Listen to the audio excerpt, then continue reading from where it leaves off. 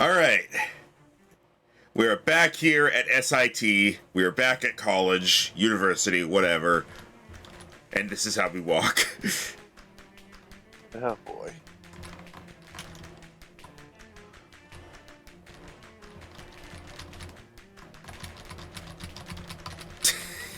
Hello, my baby. Hello, my honey. Alright. Right, what are we doing again? To-do list. Well, you can check your notebook. Side quest. The unusually smart rat in the SIT steam tunnels would like you to bring him some cheese.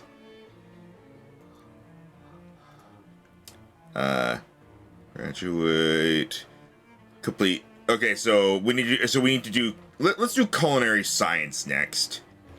Okay. And what other notes do I have?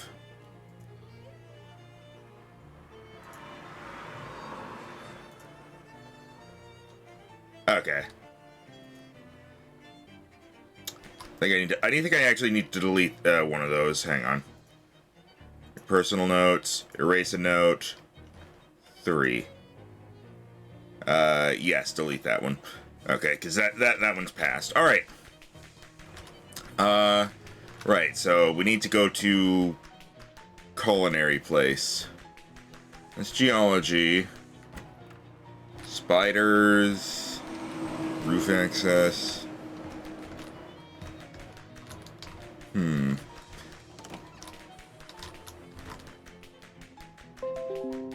What? Hey, Solar. Sorry about that random notification popping up, so don't worry about that sound. That is my computer, not yours. Shop. This lab. Paradox lab. Laundry room. Barbecue wing. I think this is it. Here we go. Culinary science. Ooh. Breakfast, lunch, appetizer, dinner, dessert, extra credit. Ah. All right. Why does extra credit look like a moonshine bottle? I'm more wondering why lunch is floating and nothing else is. I see nothing wrong with this. Oh, I have no problem with the fact lunch is floating. I'm just wondering why it's the only thing floating. It's a disassembled sandwich. Hello, are you a new culinary student? Yep, I picked it as my elective. Great. In that case, what you need to do is pretty simple. What's that? Just use the cooking stations here to prepare a full day's worth of food. Okay, that seems reasonable. I'll need all 3 meals, breakfast, lunch, and dinner, plus an appetizer and dessert. Got it. Please hurry. All the other students left for vacation, and I'm absolutely starving. Sure, for all I know, I'm a chef. Alright, you butter up a pan, whisk your eggs, and get them sizzling nicely. Now it's time to pick some stuff for the station's frankly intimidating variety of omelet fillings. What do you want to put in first? There's probably a puzzle here, so. Yeah, remember you can always go back to the library for hints about certain classes. Well, I'll put in a plantain because that's basically bananas.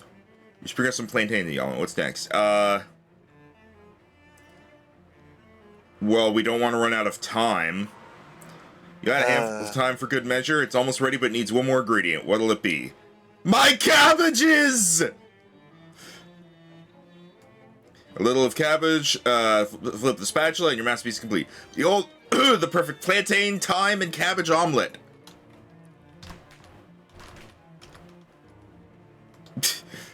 Hello, you look delicious. Excuse me? Oh, sorry, for a second there I hallucinated that you were a huge talking roast chicken. What do you need? I've got one of those meals ready. Oh. Just give it to me all at once, it'll be simpler. But if you're hungry... I'm hungry enough that I don't want anyone to see me eating, okay? Fair enough. Alright, I'm gonna... God, the library's so far away, though! Are you sure it's not just out that one door?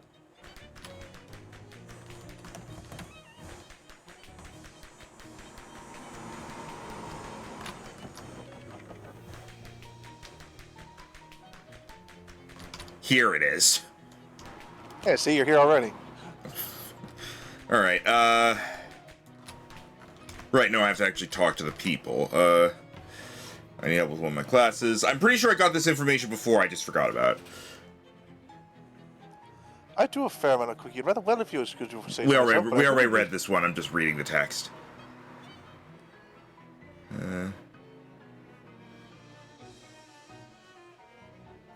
Okay, that's all you have about culinary stuff.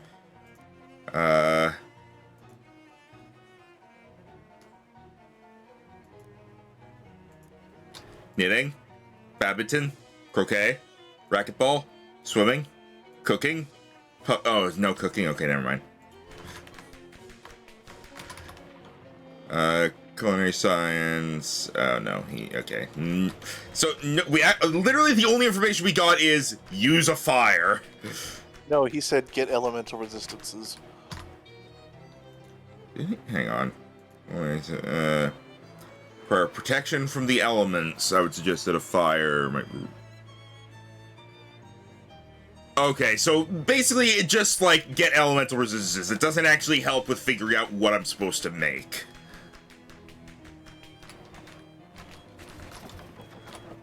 Hang on. Hey, do you cook?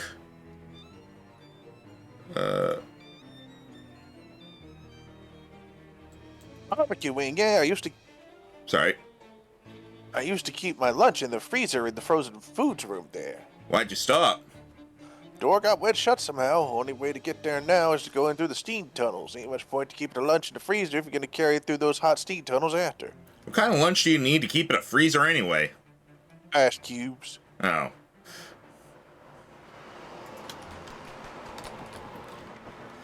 I guess we kind of just do whatever then, because I can't find anything that really points us in any particular direction.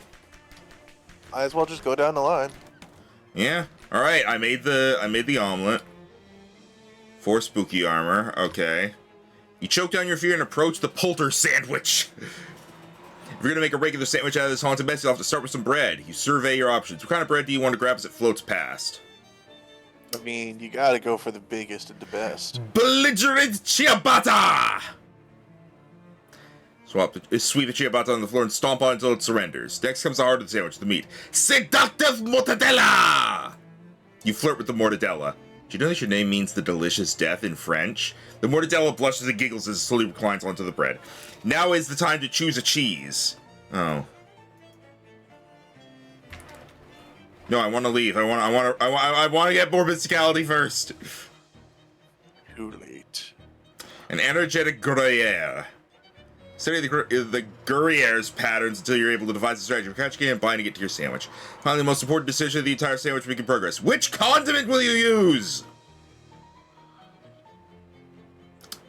There is a correct answer. Mustard. That is not an acceptable sandwich. I assume that when I give her the stuff, she'll say, like, no, do it again. I don't know. Sleaze Oh, armor. you need more sleaze armor, more hot armor. Well, let's check our equips. Well, I'm gonna do the stuff that I can. Never mind. I'm gonna need more cold armor. Okay, sleaze armor. Let's see if we can how much sleaze armor we can stack. That's stench. That's 1. So let's see.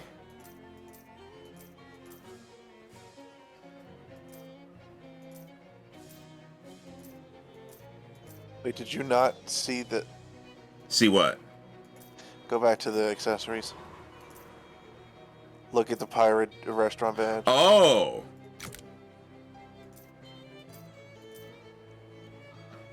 That's also sleaze armor. Let me see if there's anything that does more than 2. Technically, if we get desperate, we do have a couple of books that will just give permanent elemental resistances for XP.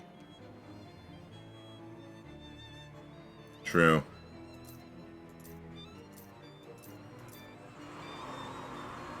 What I'm currently wearing gives me 1 sleaze armor. This is 2 sleaze armor.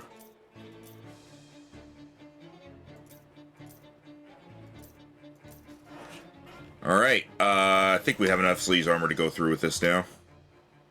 Deep fry... Oh,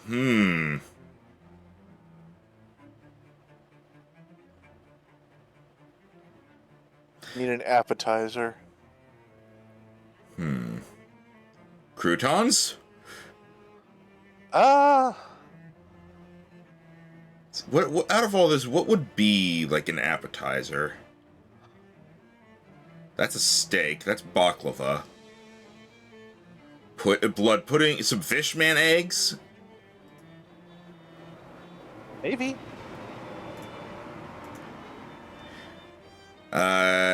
Watch sizzle, then fish it back out when it seems done. Alright. Okay, is this not the appetizer one? I guess it is. No, it was. Alright. Now I need hot armor. Yep. Well, I saw at least one thing on there that had +4 cold armor, so that'll do well. Yeah, the balaclava.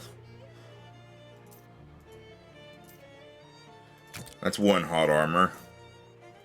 And I guess that's the best we're gonna get for a hat. These things don't... Yeah, these things don't do that stuff.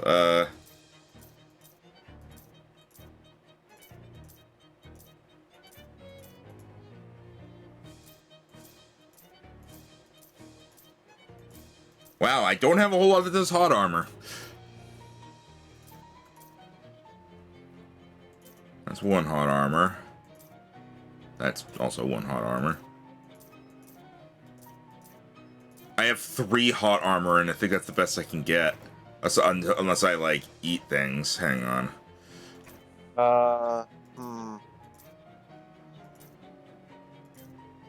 Actually, back out. Check your status. You have 5 hot armor right now. Yeah, but I imagine I'm probably going to need more when I get in there. We could always try it and see. I can't always... You didn't need more for the last one.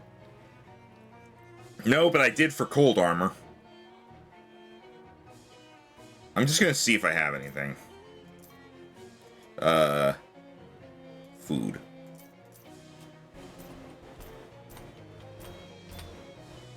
Increase your hot armor by 5. Oh, hell yeah, that'll be good. I'll hold on to that first, for now.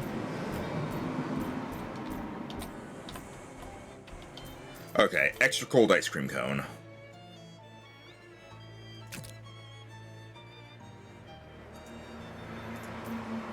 Ice cream everything ache.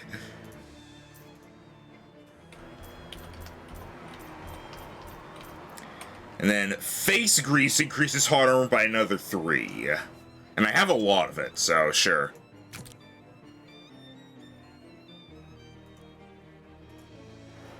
Alright. Since you can stand the heat, you don't feel obligated to get out of the kitchen. You approach the oven and discover a fully cooked dish inside. Some other stew must have left it here. Oh, for fuck's sake! I did warn you.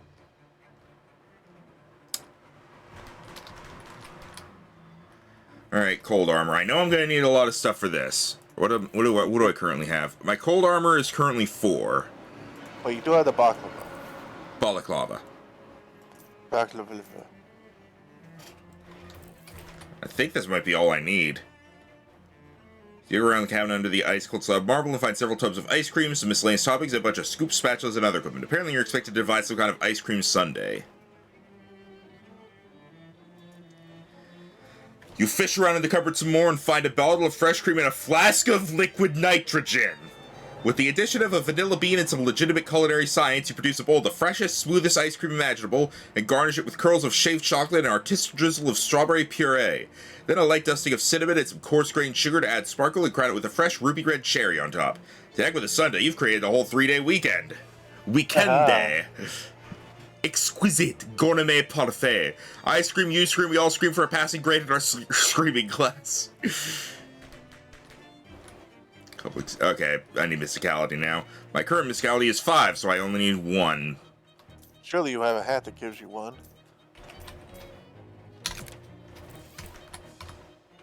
Take part of the syrup divided by the square root of -1, then add it back to the rest. Voila! Do our simple syrup. Looks like it'll come from handy for mixing drinks at the speakeasy.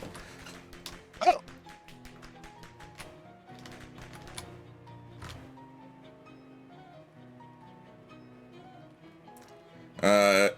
I did the extra credit assignment. Sir, good job. It doesn't look like it'll be.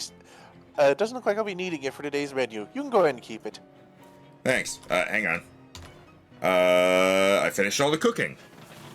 Okay, great. Let's see what you got here. Plantain thyme and cabbage omelet. Interesting choices. Not what I would have picked myself, but I'm intrigued. As for lunch, now that is a fine-looking sandwich, a classic example of the form. As dinner, let's see. An appetizer is deep-fried scrambled fishman eggs. Wow, I haven't seen that one before. Can't wait to try it. Plate of shrimp scampi, I guess. It looks a bit overdone, but shrimp is tricky, so I admire your courage. And holy moly, this Sunday is a masterpiece. Incredible. So do I pass? Yes, absolutely. Great job. She reaches you a desk drawer and pulls out a fork for each hand.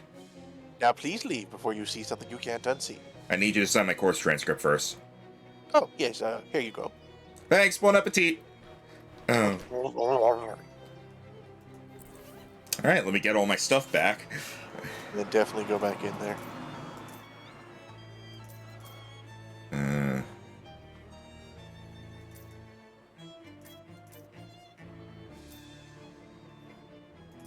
And then I'll worry about like food and potions later.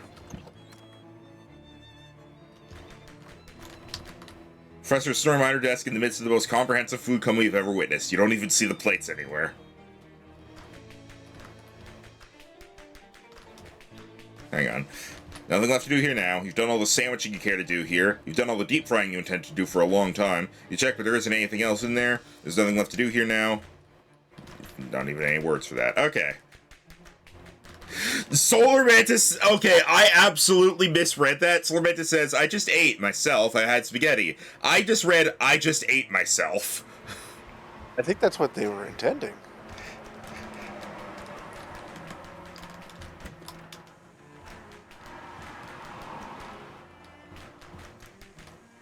All right, The Max, are you ready to rock? Yes. Once I actually find my way there.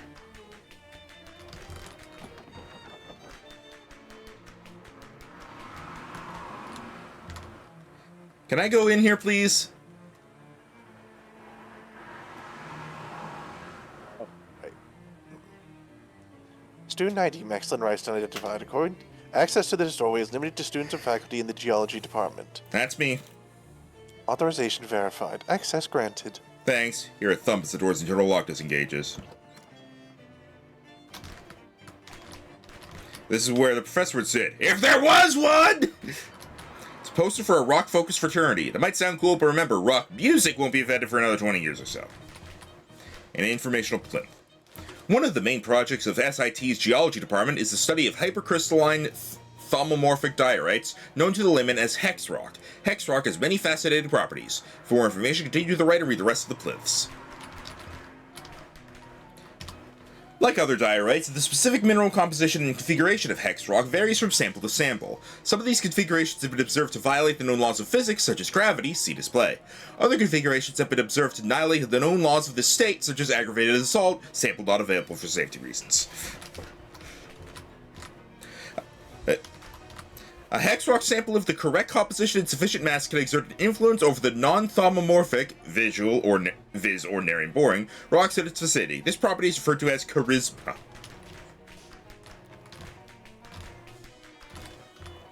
Perhaps most interestingly, some hex rock samples have been observed to be thaumatically entangled with other larger samples in such ways to cause the larger hex rocks to materialize or dematerialize when the smaller switch hex rocks are interacted with, see display.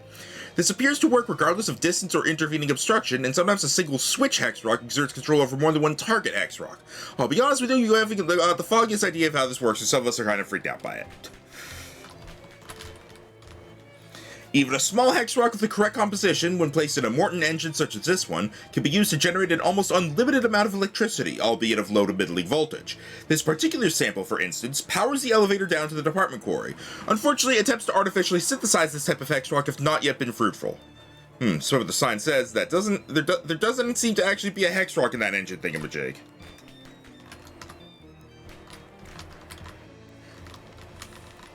Woo!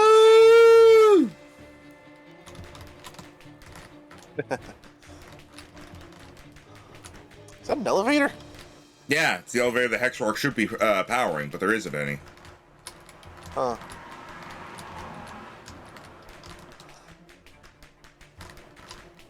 Now, have you figured out what you need to do? I assume I need to find the hex rock that goes here. Yes, but what was the first thing you looked at when you came I in? need to go to the frat house. There you go.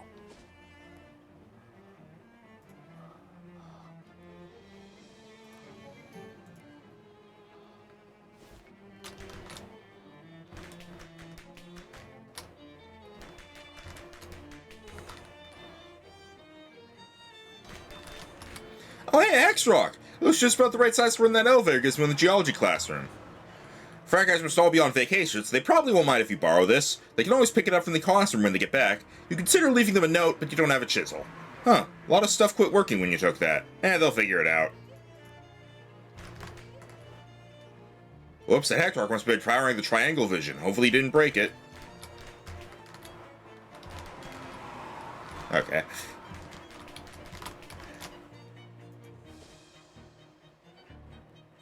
I guess I'll just go back here now.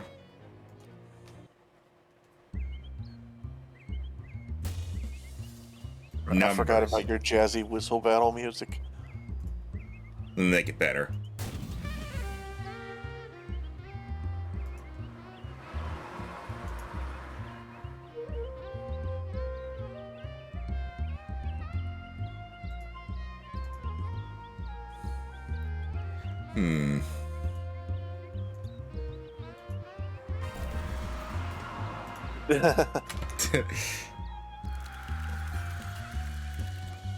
Take that, numbers. You want? Take that, math! Mechanical calculator. Reducing... Okay. Reduce integers. Mobius cookie. Huh.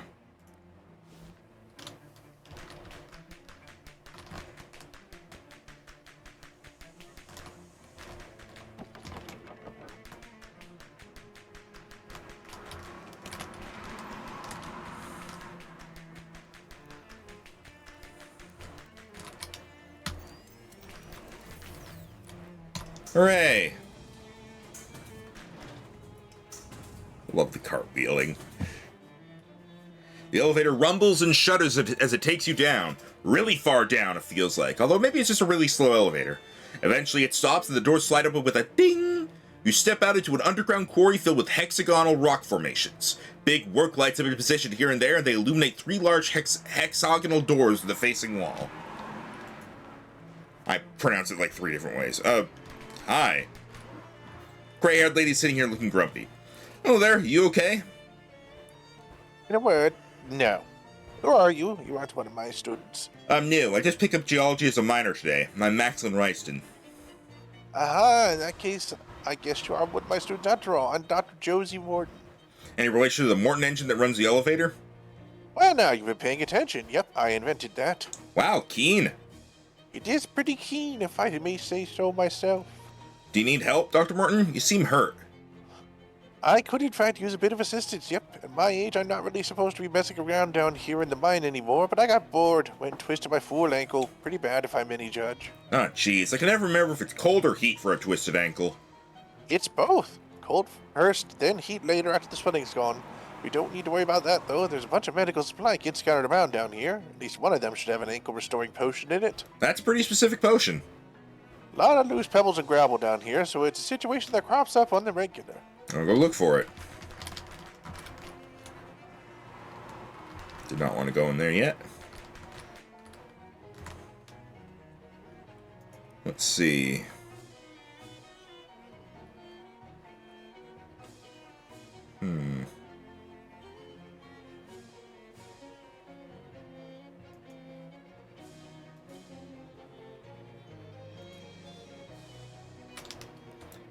Oh, that's good for now. It's an emergency eye wash station in case you have any unexpected dirty eye problems. Stop going in there. I want to look around this room first.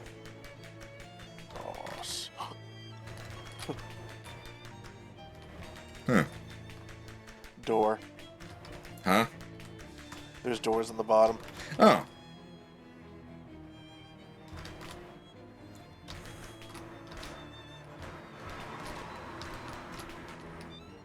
A bunch of hex rocks have somehow assembled themselves into an angry-looking golem. Maybe they don't like being quarried. If rocks can have opinions, that has some troublesome implications.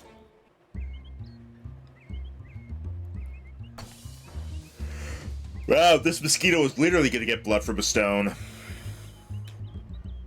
Uh-huh.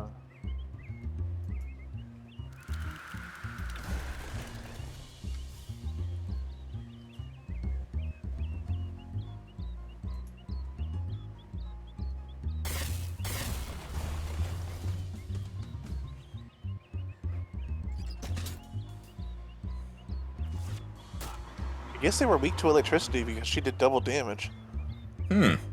Odd. Or That's physical, not- I guess. That's not Pokemon.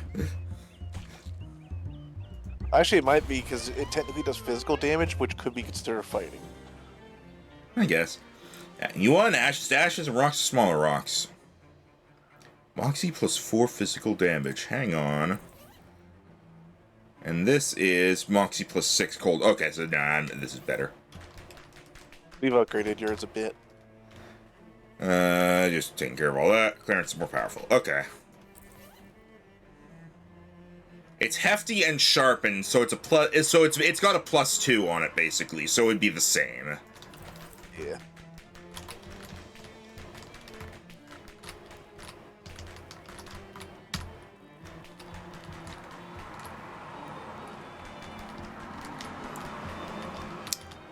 Let's put you back behind that.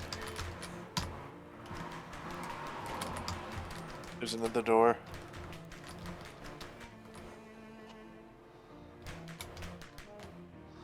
So upset looking rocks are here, thrumming with malice.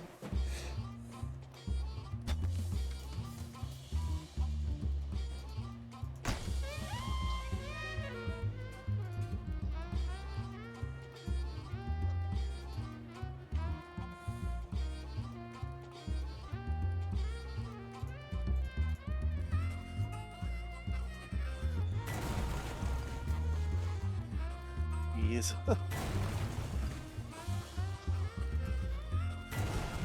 How many pianos do you have access to? Enough.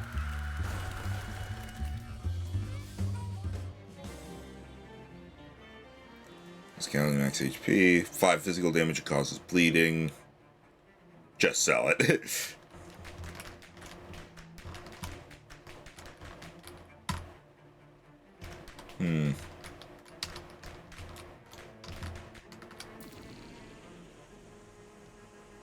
I'll be back.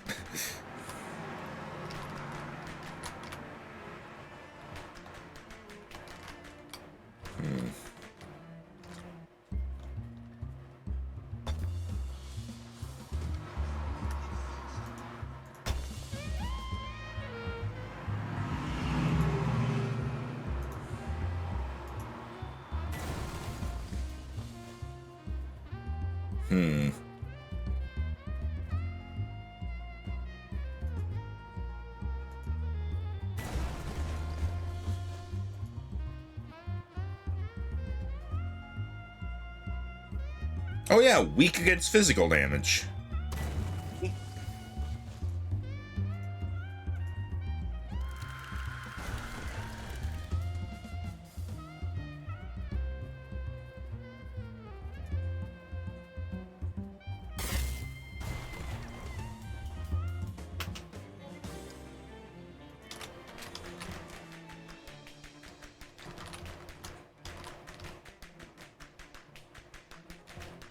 Okay.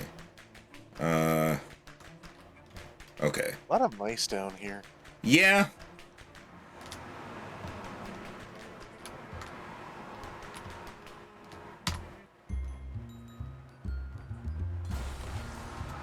Wow, alright.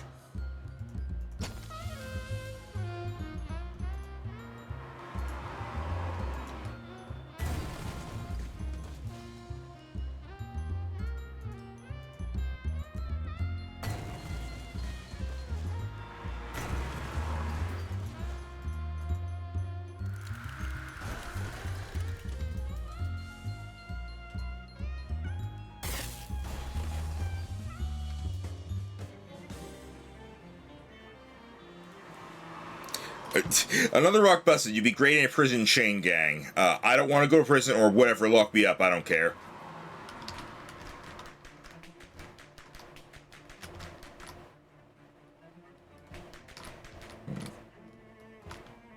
Loot that hole.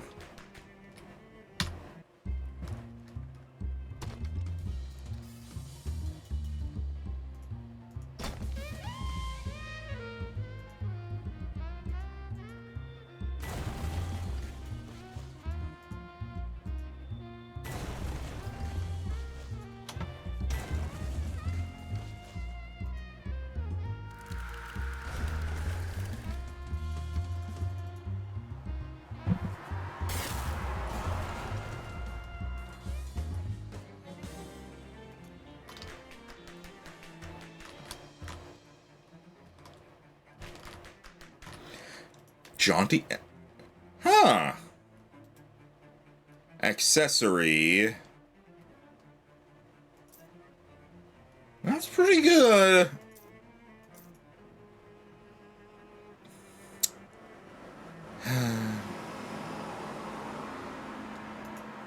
Yeah, I'm gonna go with the Gauze Ascot, regenerate 3 HP per round for now.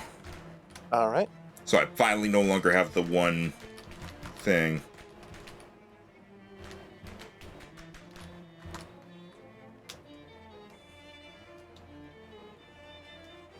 Rhino. Oh, my bad. Hey there, find that ankle potion. Got it right here.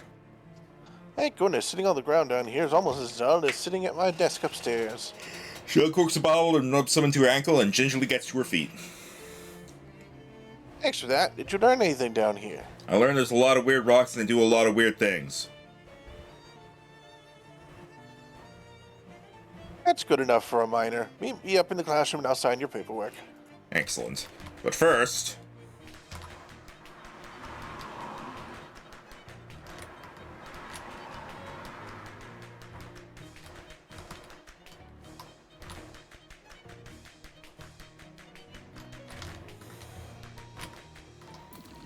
Here it is.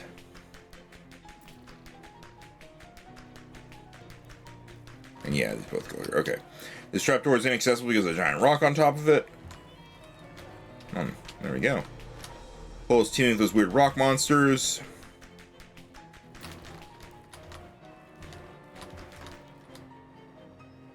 Oh, shortcut.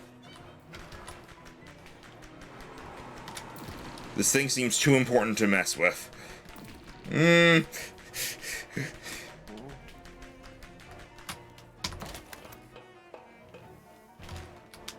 Attention! Access to the Hex Rock Quarry is prohibited except with written permission from the Geology Department or a very good reason.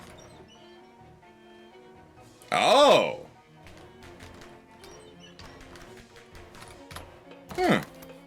Alright then.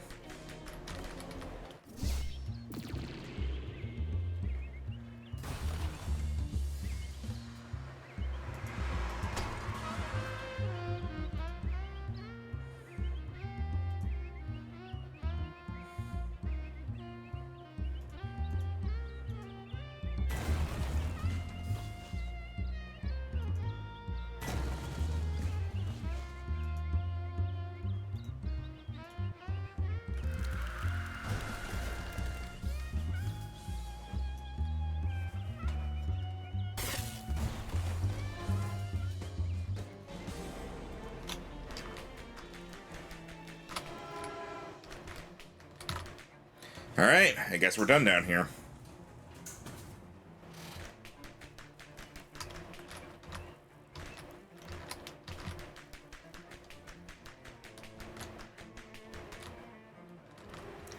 Hi, Dr. Morton.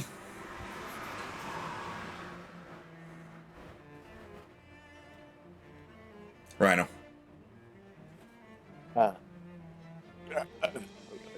Focus. Go ahead and call me Josie. You did a solid favor down there. Might literally save my life considering we're on break. Could have been days before anyone else showed up. Let's see how the course transcript of yours. Hand it over and she scribbles the signature across it. You completed your minor and graduated. Great, thanks! No problem, kiddo. You know, you remind me of someone else I met once. Got that same adventuring gleam in your eye. Gosh, who?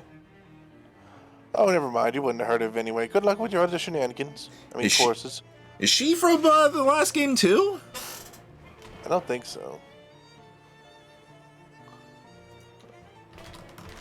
I know in the last game there was somebody there was like a woman who was like obsessed with rocks.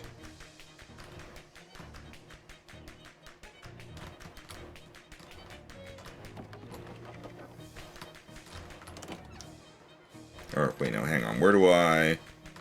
Admissions department? Oh, no, I think I just go to the library now. Nothing now. No. Hi there, Ted. I passed my classes, see? You hand Ted your transcript and he inspects it carefully. After a moment, he nods, hands you back the transcript, and gestures to the door with a thumb. Thanks, Ted. Oh. The old man is chanting something in a language you can't understand, apparently conducting some kind of dark ritual with a rather important looking book, which you'll have already noticed is generating some kind of ominous dark portal. Excuse me. Rhino.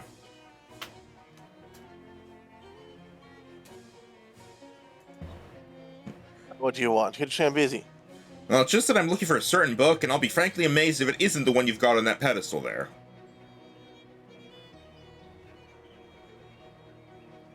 Yes, she is the same lady, just like... Oh, yeah, so, yeah, there was the woman in the last game who had, like, the rock and the cup of alcohol, and it's the same lady. Oh, okay. You think I'm just going to give it to you? Get out of here! Who are you? You don't recognize me? Should I? I've only been enrolled here for an afternoon. I'm Dean Wormwood, and if you don't leave immediately, I'll expel you! I already graduated. I meant out of this dimension! Oh. What are you actually doing? Didn't I just tell you not to interrupt me? Yeah, but you're already interrupted now, so you might as well tell me, right? Oh yes, certainly! I'll just reveal my entire plan to some random grad student, whoever you are. That would certainly be to my advantage. Would it? Oh, you're being sarcastic. A stellar observation! Full marks! To get out of here before I put you on double secret probation! Easy, I don't have to get so sore about it. Criticize his candles. I gotta say, though, I don't think you're gonna get very far with those candles. Excuse me? You need some proper occult candles for a job like this, not store-bought. Listen, I know a guy. Oh no, you know, I made these candles myself. They're pure beeswax and virgin's blood. Virgin's blood on a college campus? Think again, buddy. It's a nerd college, you fool. Virgins are plentiful. Sure, about as plentiful as beehives, right? What? Are you implying that my beeswax is a... No, don't touch that! The dean rushes forward as you reach to pick up one of the candles and accidentally brushes against the portal. He screeches in pain and terror as he sucked into it with a whoosh like a mouse caught by a shop vac, and then the portal vanishes with a quiet pop. Whoopsie daisy. Oh wait, this is just a copy of the student handbook. There's nothing unusual about it. Well, shoot. The course book has got to be around here somewhere, though. Yeah, let me deal with this. Nope.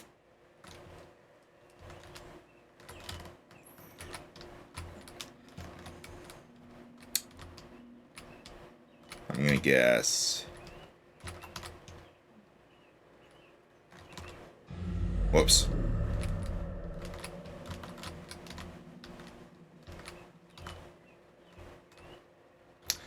Wait a minute. Now I'm curious about something.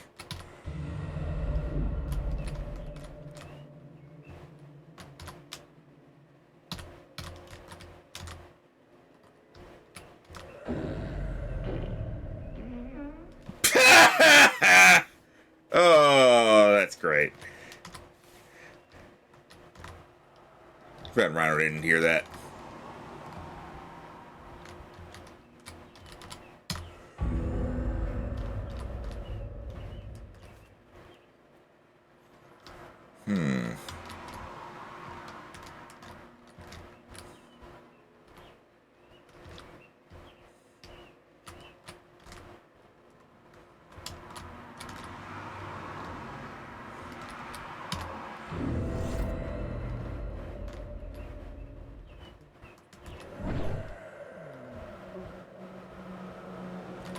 That was fun. Alright. Some hobo go to scratch on the wall between these two shelves. Hobo-relevant literature nearby. The psychology of panhandling. Grants of meat drops per... Ooh.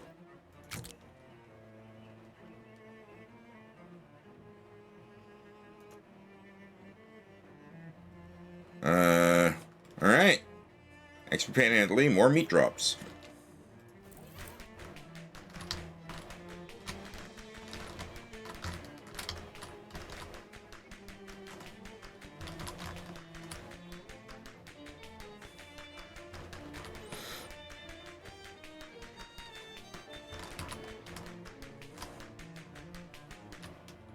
Ah, here it is. This is unmistakably the book you're looking for.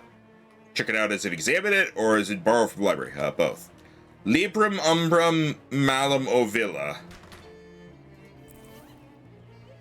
This book radiates menace. The spine is as dry and cracked as the spine of a spooky skeleton. The binding reminds you of a skeleton bound to a dungeon wall with rusty manacles. The picture of a skeleton on the cover is also evocative of something scary, but you can't place what it is. It's evil.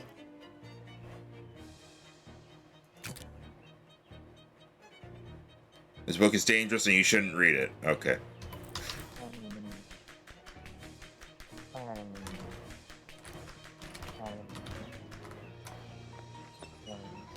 Well, I guess we did what we need to do. Is that it?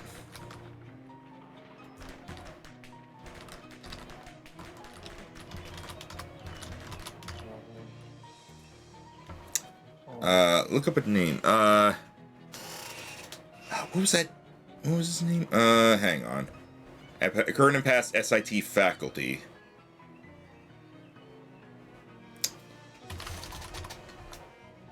Josie? There's no entry for Really?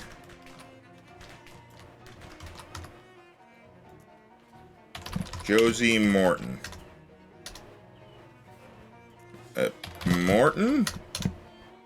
There we go. Josie Morton, Professor of Geology 1906, President awarded the Steinblock Prize for Practical Applications of Rocks in 1919. Ted.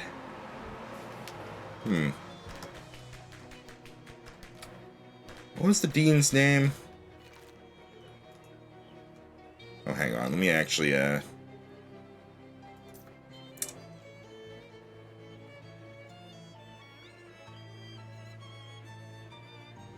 Ooh, what to get?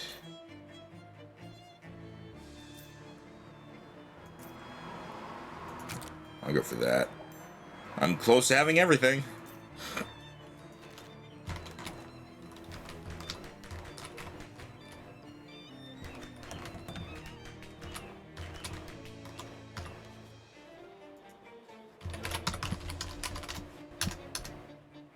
Junius F. Technology, inventor of the university in 1930, patent expired 1950, dean of students 1930-1969, retired. It was Wormwood. Ah, okay. Wormwood. Lucian Wormwood, dean of students 1777 to 1808, presided over Galt's Prize ceremony February 17, 1788. Disappeared after the Black Fire incident, presumed dead. Huh, yeah, about that. I guess I'm done here. Let's see. I don't think I ever went to the Scalar and Vector Wing. Oh, no, it's what these are, okay. Let's see. What's on my to-do list real quick? Do that, yeah. And then just cheese for him. Do I have any? I don't think I have anything that's cheese at this point.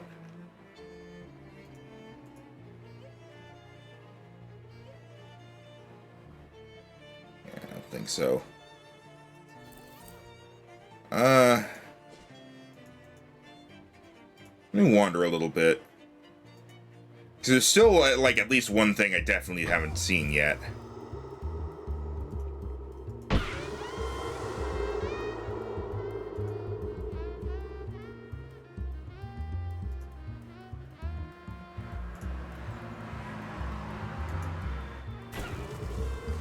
Extra credit we can give to the talk symbol. Ah, right, yeah. Jesus.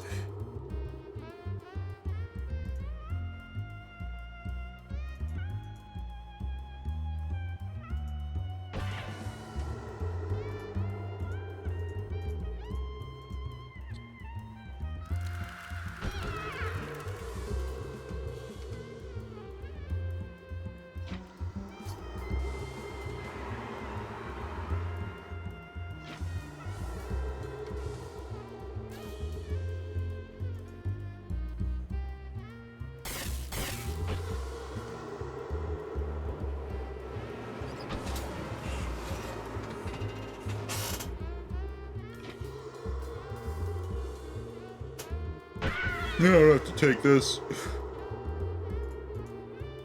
Piano! I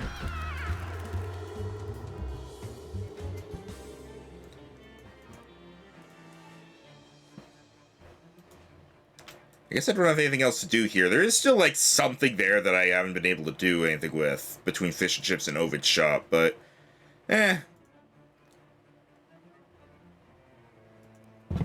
Let's take care of this first.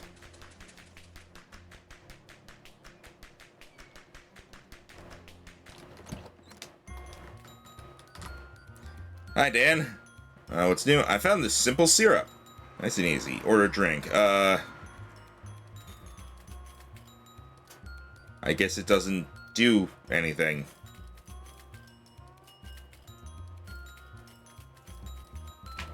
Huh, alright.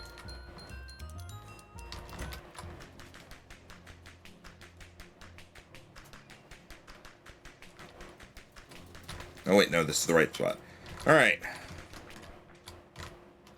I got that book, and possibly also a bachelor's degree in robotectronics, I'm not exactly sure. Wow, sounds like a busy day. Yes, that's a fair assessment. I'm going to bed now. Okay, sleep tight. Don't forget to uncurse the book. We're having some trouble pinpointing the next artifact, but we should have it sorted out in the morning. Alright.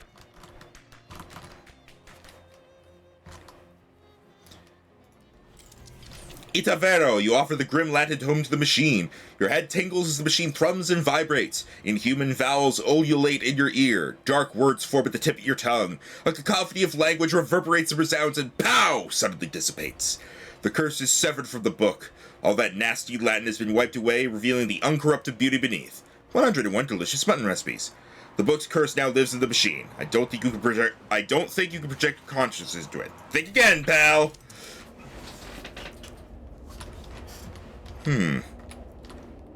Hi there, small bird. Hails, Aggie. Spit on son of Rome, Grimhild. Fapja. Henricus offers power on top of peace.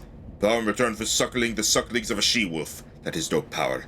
Aggie drinks the milk of bears and he spits on sons and daughters of Rome. Aggie speaks too much of suckling. Talk plainly. No truce with Empire, Grimhild. Faja. Farewell for now. Still wisdom left in old Fry, not for those who ask the right questions. Hela, Grimhild. Hails. Not often is Latin spoken on our soil without bloodshed. It augurs well for our future. Henricus offers us much power. Yeah, the tribes who ally with the Empire are greatly rewarded, but I can name no tribe who would be as powerful as you, Grimhild, if you are good to that man. Faith not, don't speak of marriage at this time. Ah, why scold me? Would it not go well for our future and yours? A secure peace for all, with much power to you and benefits. Would you not like to refine silks, Grimhild, and spices and fine creams? Farewell.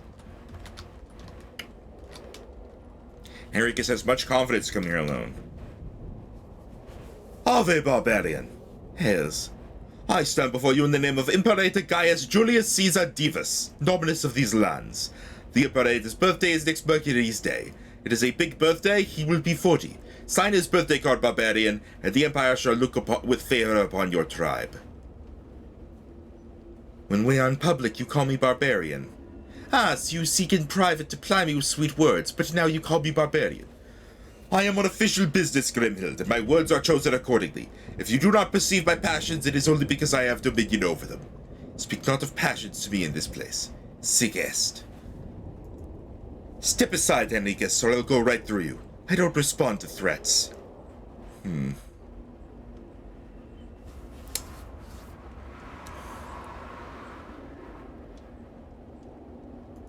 I don't threaten to tear men down the middle. I do it. I don't respond to threats. Look at me. What would happen to the man who stands in my way? I don't respond to rhetorical questions.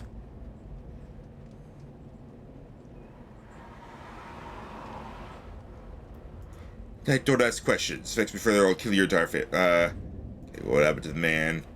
And I don't ask questions. Vex me further. Oh, I know. How would you like to die today? I don't respond to open questions. Remember when you first annoy me? I don't respond to recall and process questions.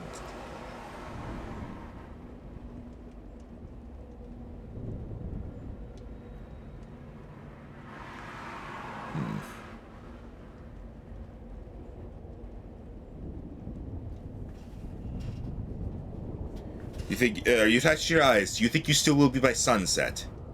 Fair, Grimhild, it is fairly won. You are right. I would not wish to lose my eyes and be deprived in turn of your fine beauty.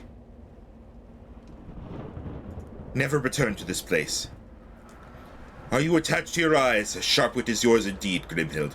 But oh, if you had only lashed me with a Latin tongue, your bobs would ring like great poetry. You bore me with your Latin.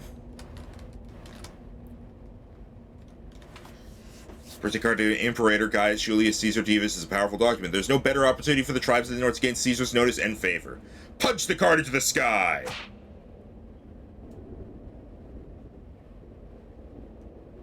I made a constellation.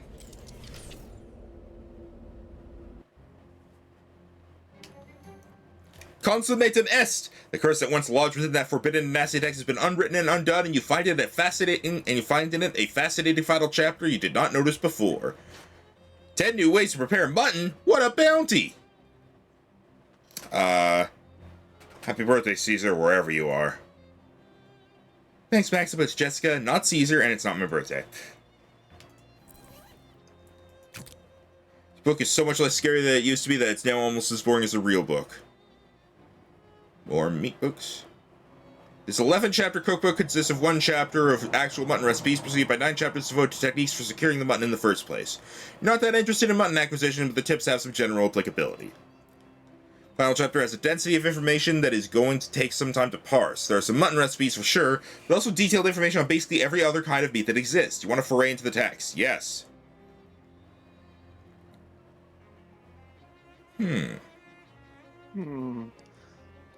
Oh, are you back, Rhino? Yeah. Am I gone? You fell asleep for a while. What? Rhino, the last thing that happened was we walked into the library, and then now we're back here at the antique store. Oh. I found the headmaster guy, or the dean or whatever. I tricked him into getting himself sucked into the portal, and then I went into the portal and I wrote poop. Anyway, I got the book, and then I uncursed the book, and now I'm getting the expertise. Nice. Apologies for that. I've been kind of low energy today. It's fine. Let's see. What is it at now? My thing. Meat drops, media expertise plus 40% meat drops, so that's plus 70%. And then plus 25 from this. So, yeah. I've basically got almost an extra 100% meat drops. Where'd that stop you? Where's Charles? Oh yeah, that. Okay. Alright. Also, I brought the syrup to the speakeasy, and nothing happened from it. But yeah, it's another one of your ingredients for mixers. Oh! Let me take a look at that, then. I imagine it's going to be in the second or third menu. Rum. Simple syrup, plus 3 to melee weapon attacks. Okay.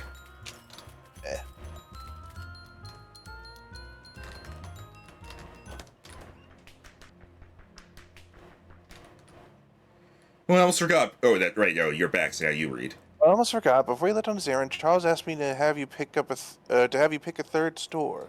Of course. First applicant are 10 things I had about you. A hat store, I presume. Terrible name.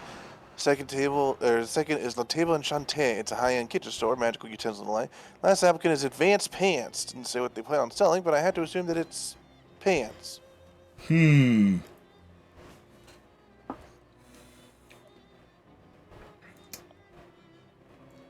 I'm not going to get any use out of the second one. Correct.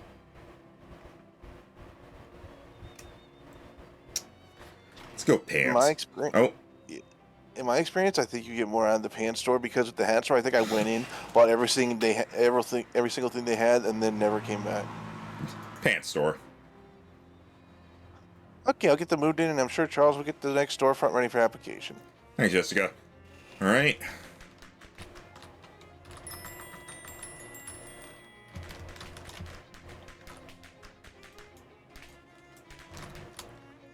You had a big day. You woke up, you started college, you finished college.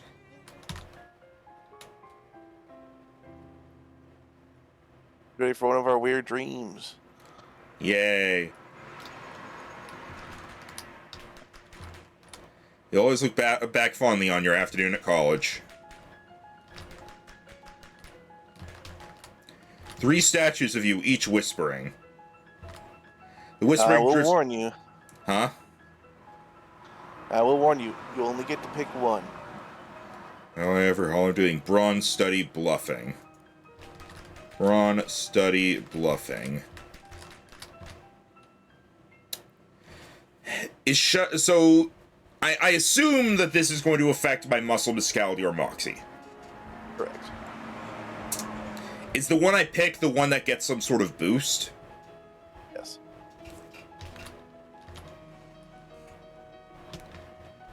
Shut one of them up. One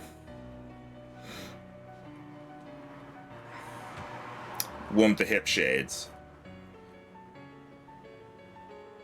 You were wrong, Rhino. Oh. Well, hey, this is fine too. Yeah, I'll take that, but still. This stream has a horrible hole in it. I wonder, can I change it? No, I can't. Okay.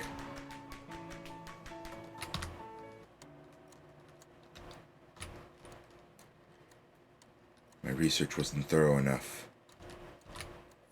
What did you do, you idiot? You're preventing me from entering campus. Will the barrier hold without me? Perhaps through this there is an ending, one can hope. So yeah, that was different. I never saw that. Huh. Oh, yeah, well, okay, did you just fight the dean? I don't remember what I did, if I'm honest. Because I bamboozled him. And so we talked for a little bit, and then he got sucked into the portal instead of me just killing him. I think I did that. I don't know. It's honestly been a while.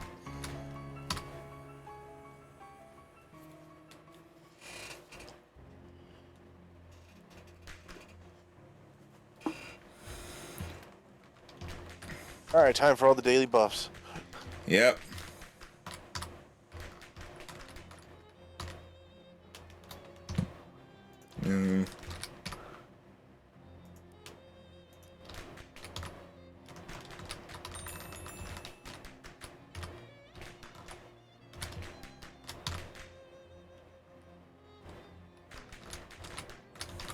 Go Badgers.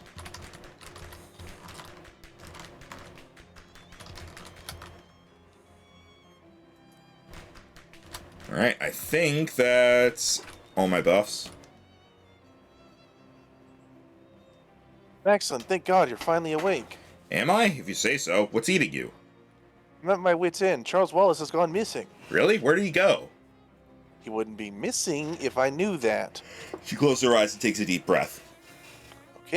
Okay, I'm panicking. Come on, Jessica, don't panic. I do know where he went before he went missing. What happened? We were having trouble getting the detectotron to focus on the next artifact. All we could get was the Big Moist. The Big Moist. It's a swamp north of Porkham, and I'm pretty sure the entire swamp is not the cursed artifact in question.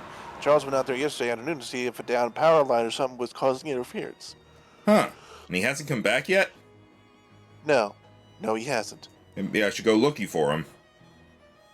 Are you trying to drive me crazy? Come on, get a wiggle on for crying out loud. Charles could be eating by gatormen right now. Got a map of the Big Moist and the Big Moist. What's up? Is this map a slice of Swiss cheese? It's a sponge. Which deli have you been going to? A sponge is definitely not a map. You're going to a swamp. It's soft, damp, and has holes in it. What do you want from me? Alright, okay. Did you say something about gatormen? Gatormen, you know. I don't, which seems like a good thing. The Big Moist is home to a tribe of nasty and belligerent half-people, half-gators. They don't take kindly to intruders, such as, for example, Charles Wallace. Or me, presumably. Are you chickening out on me now when a friend's life is possibly at stake? Ever hear, and from the look of Jessica's face, this does not seem like the best time for this quip if you want to continue to have a face to make quips out of. I'm going. Oh, I have 11 messages? That's 2. That's 2, isn't it? Rolls. Okay. I call the mob back. Now, bueno. Moshi Moshi, Toblerone, Guten Tag, Soluga, Met Donald. Hello? Hola, da, Molin. Stick to English or I quit. Your resistance to international forms of communicating may prove to have a hindering effect on you in the future. Our organization possess ambitions of operating worldwide wise. I'll jump off that bridge when I get to it. What do you need? An incomplex reacquisition. A team of our operatives transporting a shipment of alcohol through the local wetlands encountered difficulties and were compelled to abandon their submarine. Submarine. The wetlands proved to be drier than we had anticipated. Uh-huh. So you need me to recover the booze. Where do you want me to take it? You may retain the booze as your recompense. Our only recreation is that it is not acquired by prohibition agents for fear that they may discover our fingerprints upon it. Yeah, glass bottles do take fingerprints pretty readily. Bottles as well, yes, that is an excellent point. Get the directions to the wrecked submarine. Dial the number. The number you have dialed is not in service. Please hang up and... Rufus? Oh, it's you, Maxlin. Sorry about the subterfuge. Had to tap into the university line to get a phone down here, and that isn't, strictly speaking, legal. Anyway, I think I figured out the next step in building my quantum telecommunications device. Can you come to my lab as soon as possible? Okay, see you soon. I can't stop yawning. Maybe you need to pass out like I did. Problem is, I'm playing the game.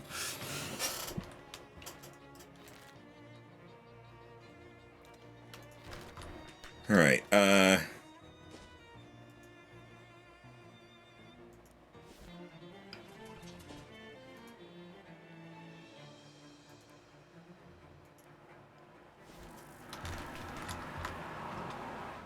Oh, hello again.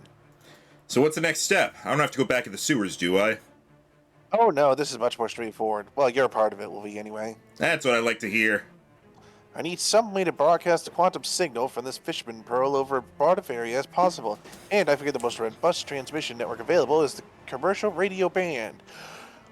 The nearest broadcast tower is the Radio Shack at WGCR in the Big Moist. Okay, what do I do there? Just take this transmitter I built and plug it into their console. That will transmit a special frequency out over the radio. Then I just need a bunch of different test readings so I can adjust the signal for latency, data loss, and so forth. All you have to do is find as many random radios as you can, tune into WCGR, and use this receiver to test transmissions. At least 10 different radios should be enough. Let's call it 11, just in case. Gotcha. Ooh boy. You're going to have to scour all the places you have in order to find radios. Why am I so tired?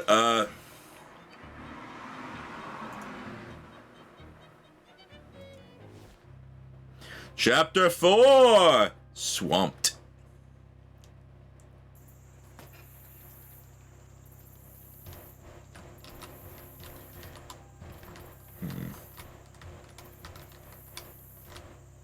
There's a notice from the Federal Bureau of Prohibition. Wanted, information pertaining to the whereabouts of Jarvis and Clem Schlitz for the crime of moonshinery, last seen in the vicinity of a rickety old cabin. Anything else? Missing! Tom Chapman, inquire at Largemouth Bass and Sons. The face of a teenage boy is circled in an attached photograph. A portrait of the boy and his elderly male relatives, each holding a largemouth bass proportionate to his own height. There's a similar poster right beneath it. Missing! Kathy Tracy, inquire at Largemouth Bass and Sons. What is going on at Largemouth Bass and Sons? Make a missing poster for Charles. Ugh. Well, you don't have a pen with which to attach a poster to the notice board, you could write Charles' name on the missing posters that are already there. Cross out Largemouth Bass and Sons and write Charles Wallace. Inquire at Charles Wallace. I'll just add his name to both posters. Alright.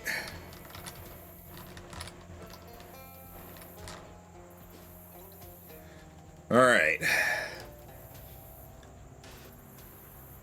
Inquire at Charles Wallace.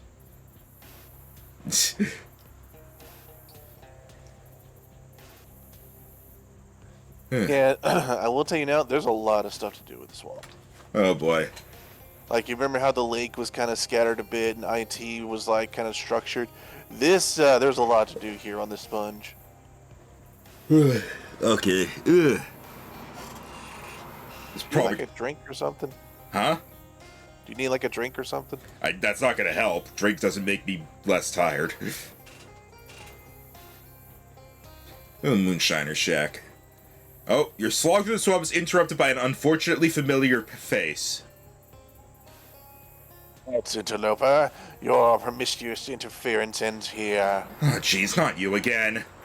Indeed, it is I, and I will give you even more cause to regret this encounter. You may have thought you're so clever hiding in the Institute where the Dean's wards would protect you from our attention, but now you've left their protection behind and furthermore encroached on the source of our power. You have made yourself extremely vulnerable. I'm just looking for my uncle. I don't know what you're talking about. I don't know anything about the Dean or your plans or those weird dreams or any of it. Regardless of these claims, you will not leave this place unscathed. Quite the opposite. So, like, scathed? Indeed. Well, fine. I'm not scared of an accountant. What are you gonna do, embezzle me to death? Terrence pulls a gun out of his jacket. I've decided to balance these books in a more direct fashion. Swell.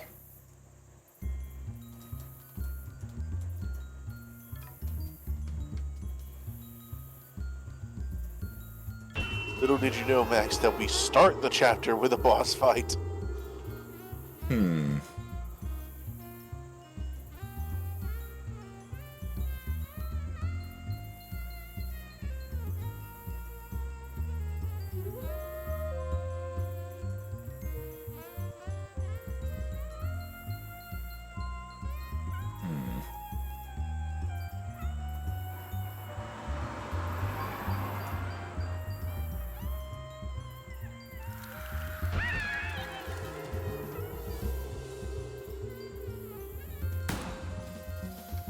And the power of numbers in this gun I found. Holy shit, they're kicking your ass.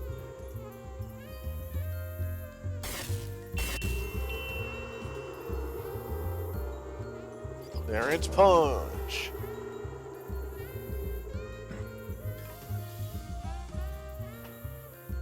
Hey, you want some of this? Yes. Okay. He's gonna be That's a attacked. good amount of HP regen you got there. Yeah, he's attacking Alucard.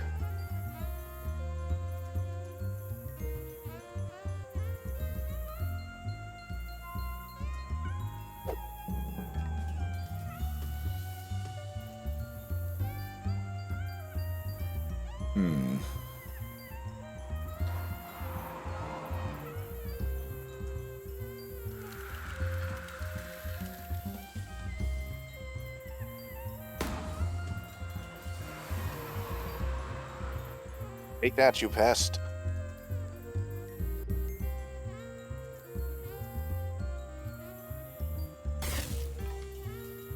Ah.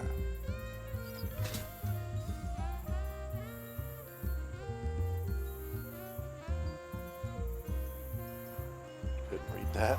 He said this will be sufficient data.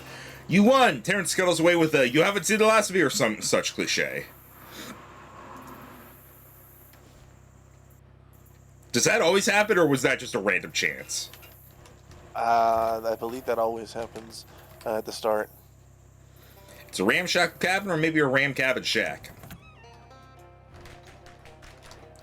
Whoever was here last must have left in a hurry. There's still a poker game in process. You draw cards until you beat all the hands that were left on the table, and you collect your winnings.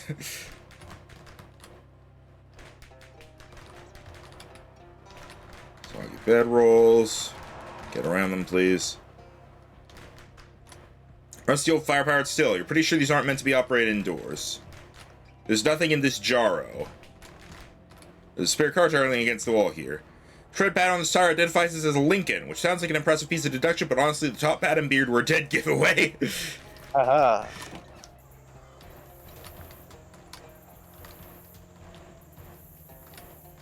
Oh, wait. The chaotic mess of animal tracks leading in all directions. You identify several sets of tracks leading away from the cabin. Hey, one of them matches the tread pattern of that spare tire you found. Duck, horse, cow, human, cat, badger tire. I'll go through them one at a time. You follow duck tracks, which lead you through a lengthy sequence of locations that are of zero interest to non-ducks. You follow the horse tracks to some water, but you don't drink it. I mean, why would you? It's nasty swamp water. You follow the cow prints to a big hole in the ground next to which lie a pair of shoes with fake cow hooves nailed to the soles. Huh. Can't wait to put those on. You follow the human footprints. They lead to, let's call it an improvised latrine a few yards away from the cabin. You decline to investigate further. You follow the cat tracks, but after a few minutes they lead up a tree you're not willing to climb. I guess if I'm being honest, it's really a tree you're not capable of climbing. I was just trying to preserve your dignity. You start following the badger tracks, but after a few minutes you realize that this course of action might culminate in you encountering an actual badger, so you change your mind. Terrifying animals, just absolutely the worst. You follow tire tracks until you lose track of them in the water near a partially submerged cave. Alright, hang on. What? That's it? Makes you clomp around like a cow. Oh, I leave footprints. Oh, okay, that's what it is. That's boring. I think it is time to switch up my shoes, though. Let's see. Yeah!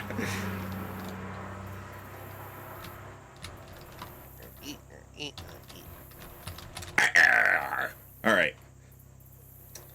Yeah, let's go to the Moonshiner's Cave. Suddenly, a tuft of swamp shrubbery parts, and a man with the head of an alligator pops out glaring at you.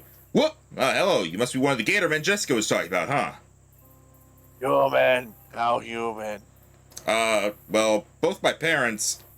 Smell wrong, not human stink. You smell basically normal as far as you can tell in the swamp. Dark stink. Shadow stink. Huh, you know about the shadow stuff? Shadow good. Good stink. Like stink. Wow, this is a real roller coaster of a conversation. I follow. Kill enemies. Eat enemies. Name Alphonse. Can I call you Al? No. Can you at least stop yelling? Bye. Alphonse has joined you as a companion. What the fuck? I never found this guy. Hey, Simone, am I waiting for me in the talk symbol? I have questions. I need to know more about this man. Hey, how's my favorite and most murderous friend?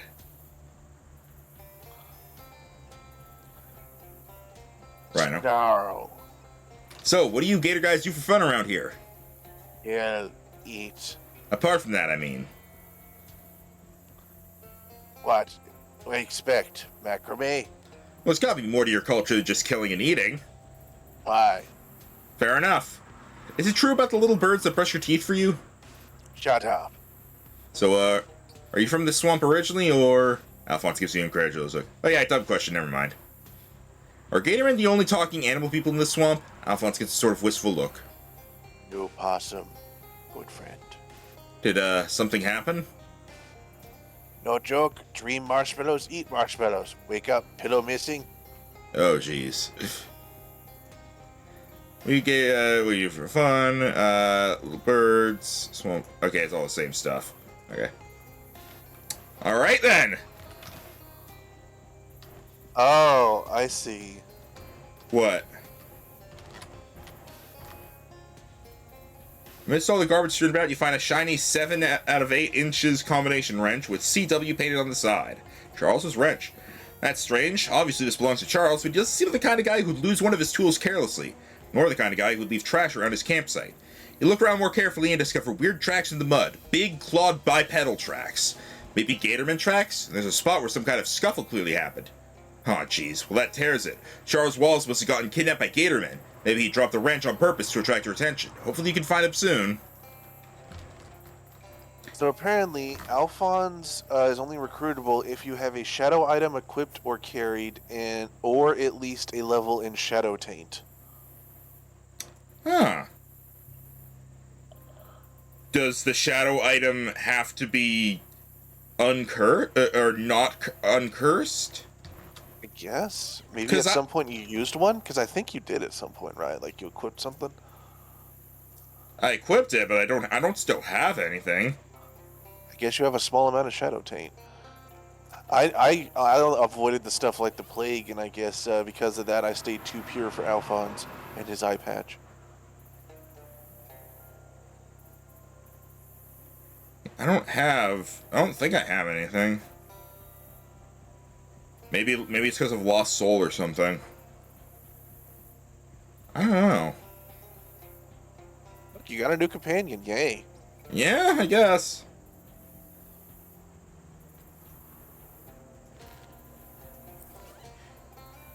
It might also just be because I'm wearing an uncursed shadow item with the fedora. No, I did that. Hmm. Then again, I don't know if I was wearing it whenever I got here, but... It also might just be a random encounter.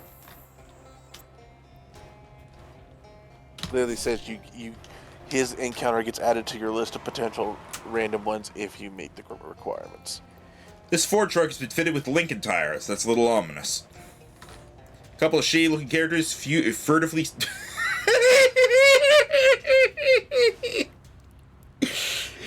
Did you see Alphonse moving?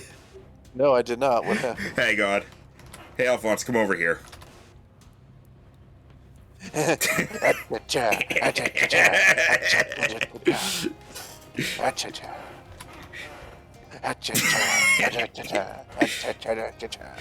God! Alphonse, your family! I know, look. Shayla characters furtively skulking in this cave. Hi? Hi. Hello. Hello. Are you Jarvis and Clem Schlitz? Oh, I'm Clem. He's Jarvis. Shut up, Clem. You might be a pro-y. Oh, I ain't Clem. And I ain't Jarvis.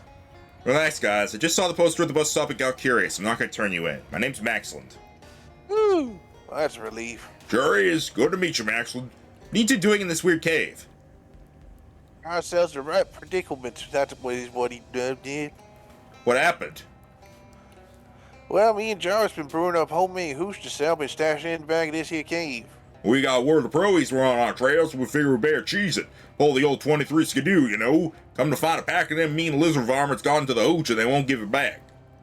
We was thinking we'd just take the loss and blow, but we hidden our snag. What kind of snag? I went and locked the keys in the truck. So you don't get why I go and do a fool thing like that for. I told you, and I went down per none. I'll see what I can do. Yep, it's locked alright. You're probably jimming the door open if you had a coat hanger. And I do. Get the car unlocked, but your coat hanger gets ruined in the process. Oh well.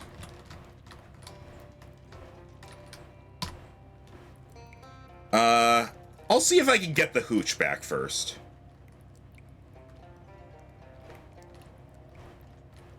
These gatormen have gone into the Schlitz brothers' stash of hooch. They're popping the bottle caps off with their teeth, guzzling down the contents, and just generally having too much of a good time to take notice of you. They growl at you menacingly, plainly too sozzled to just jump up and attack you. On the other hand, if you get too near their booze, that could change in an instant. Wow, you guys are really into that baby formula. You must be missing some vitamins or something. Oh, it's good. Wait, baby? Yeah, we feed that stuff to human babies so they grow up big and strong like me. Hold up your arm and pat a barely visible bicep. Drink booze, big, strong, humans weak.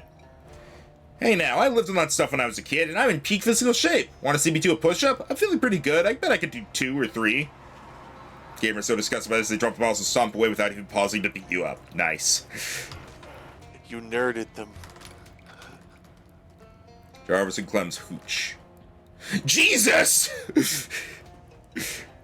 Grab a case since you're heading back anyway. Jarvis and Clem can hold the rest themselves.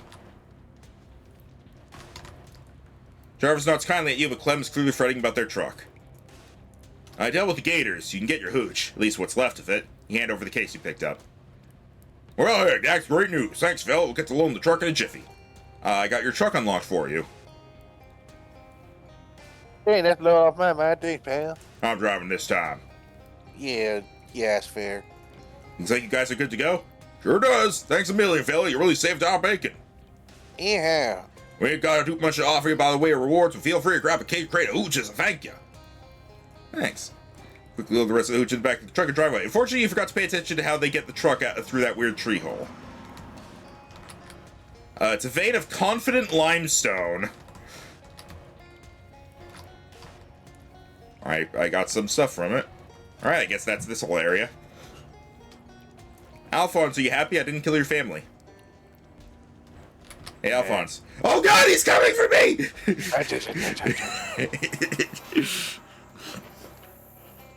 Alright. I'm just curious if he's gonna... Oh, wait, what? What? Uh-oh. You wander over to see what's up. Alphonse has discovered 2 burly men dressed in leather and furs burying the body of a dead gatorman. Well, it's like the swampy ground. They're less burying him, more just covering it in mud. I know what this looks like. It looks like you killed a gatorman, and I don't think my friend here is happy about that. Yo, gatorman. Who cares? Gatorman loser. This worth, look more. Take a closer look at the body of the gatorman before it disappears into the mud. He's dressed in some kind of uniform with an official-looking cap, epaulets, and a big canvas bag. You mean... El mailman. Crime biggest. Destroy. The 2 men step away from the mailman's remains and into a clearing where they set up camp at a small trading post. One of them eyes Alphonse murderously while the other seems strangely serene. Hell yeah, let's deal with this asshole. That was really far away! The plod-plod splosh of Alphonse's reptilian toes draws all activity in the clearing to a close. A hunter, tanning a hide, stops and raises his blade.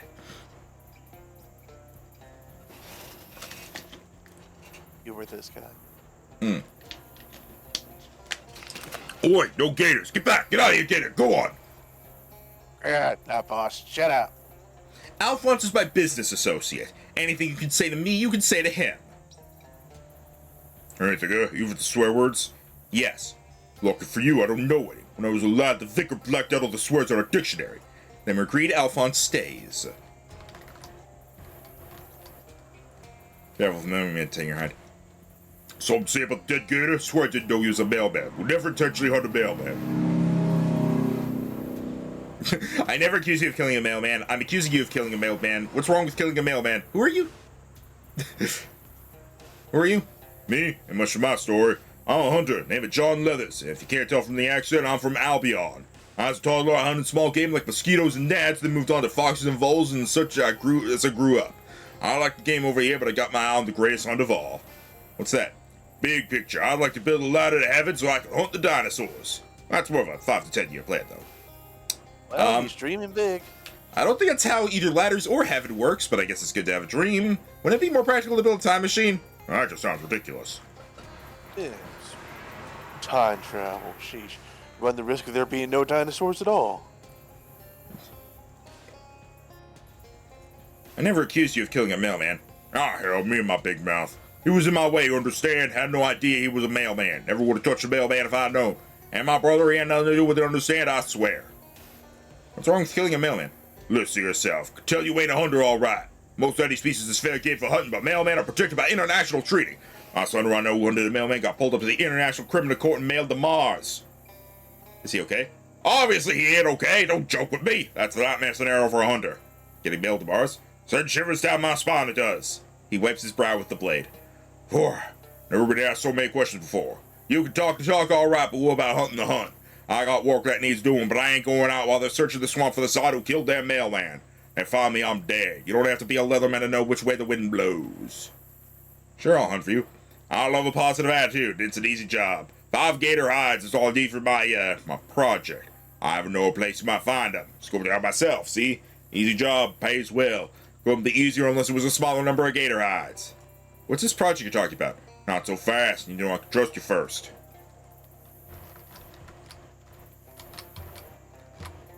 Hi there. Looks like you've set up quite the trading post here in the swamp. John, good job, Rhino. You're great at voicing him. John shakes his head. Paul can't speak. Can't or won't. Don't. How'd you become mute, Paul? Well, that's a very personal question. Sorry. It ain't a problem. It's just a hobby of mine to make observations on the nature of questions. Basically, Paul lost his tongue in a poker game. That's awful. Back home, we play our strip poker high stakes or not at all. We trade.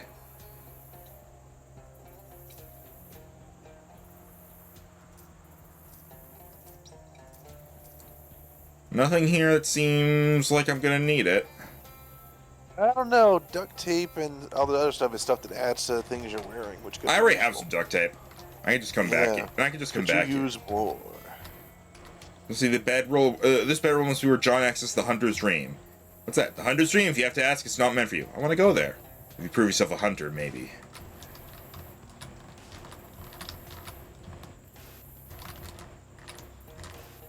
It's empty. It's only made of genuine leather. Does not contain genuine leather. The ambiguity is clear now, and the person responsible for the original description has been sacked. Won't go in there if I were you. Why? Might not like what you see. I'll do it anyway.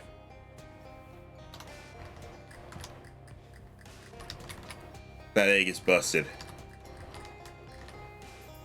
Hold you warm pretty sight. I was looking forward to eating that egg all day, and come dinner time, I only went and bloody dropped it. Sorry for your loss. I bet.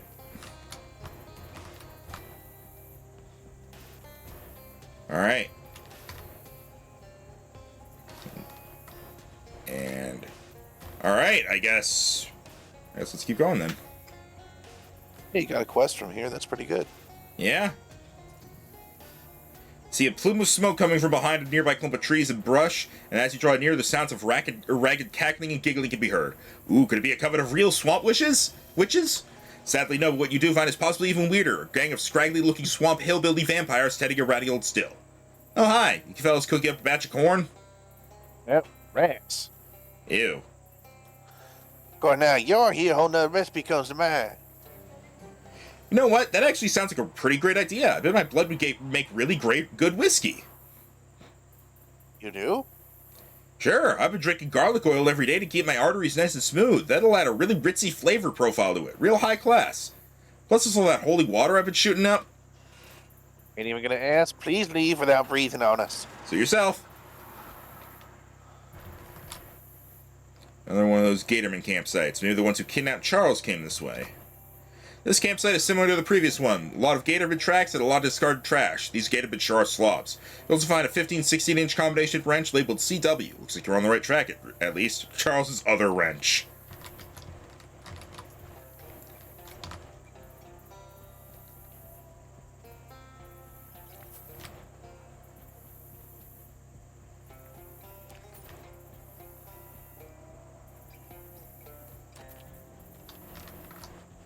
These guys seem pretty focused on their meal, their after-meal hygiene, and their after-hygiene rest, respectively.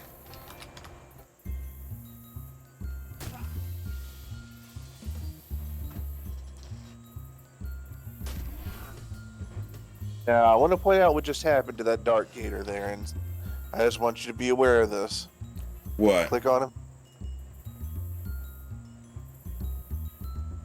So, he has the trait Irritable, so every time he's damaged, he will gain strength.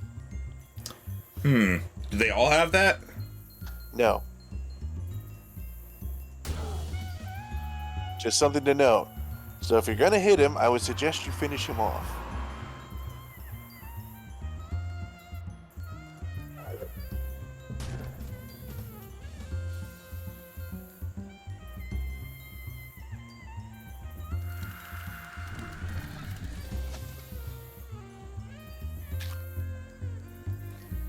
Chomp Gatorman for 6 physical damage and recovered 3 HP. Smack with his tail, reducing all their stats by 5. Speaking for Predator is dealing 6 spooky damage to all of your enemies. Hell yeah!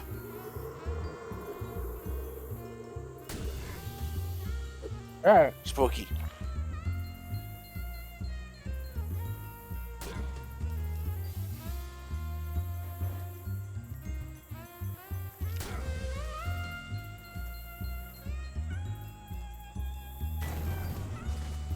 By the way, Max, Yeah? somewhere in this zone of Chapter 4, there is the optional super boss. I would just like to make you aware of this. Oh boy. You won! That'll teach these Gatormen to go about their regular daily routines when you're around.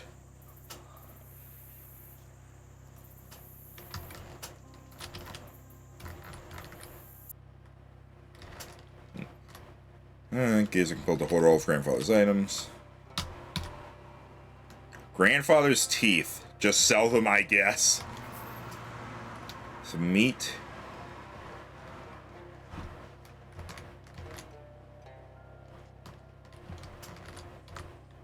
Well, this is hardly the strangest thing you've seen over the last few days. It's definitely pretty weird. It looks like a ghostly man, mostly obviously his head, but you can just barely make out his body if you squint.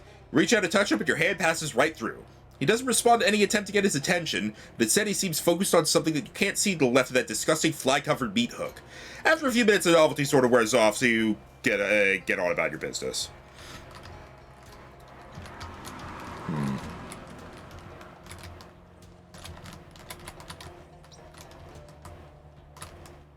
Well, I guess I can't do anything, so...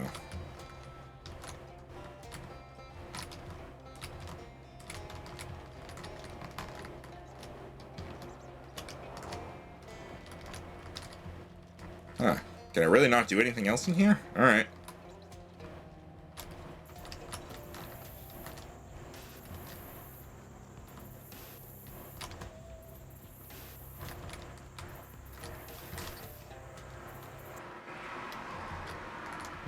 Hooks. Pretty easy to make the solid crew by placing it in a cervicatus, but they really outdid themselves here. This building is way larger than it looks to the outside, and it's absolutely full of sleeping gatormen. Ah, infinite fight zone. Maybe.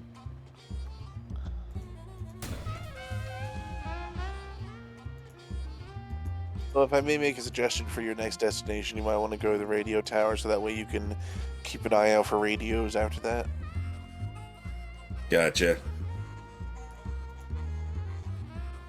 Also, look at the jaw on that middle guy. Yeah.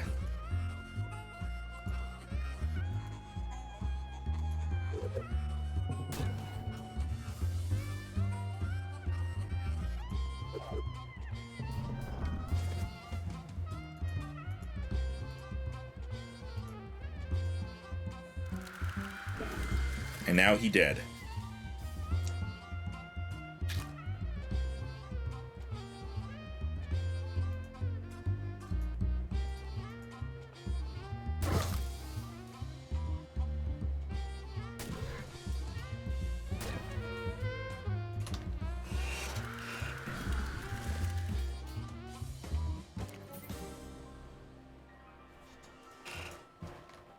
Oh right, yeah. I need gatormen hides, and I have 3 out of 5, so I guess we can come back here if we need to. But for now, I think I'm going to be fighting these guys.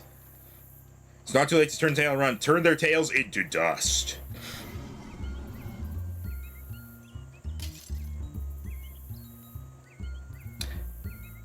Gatorman Weed Lord. Die, the Weed Lord. Gatorman Scream Mouth and Gatorman Rot Tooth.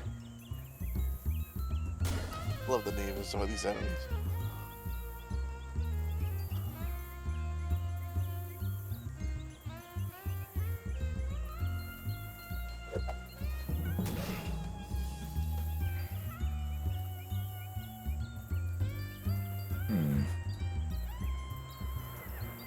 You cannot defeat the Weed Lord.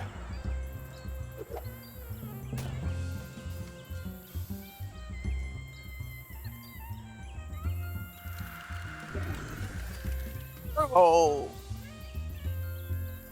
I defeated the Weed Lord.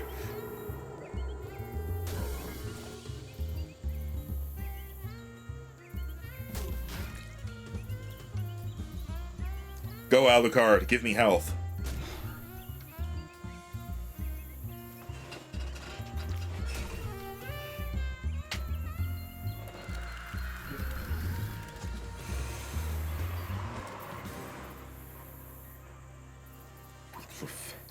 Alright. And I got 2 Gatorman hides, so I have all the 5 that I need.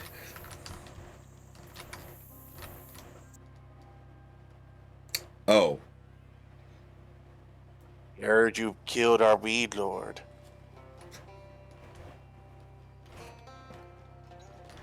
Beasts are too enthralled by the strange obelisk to notice you.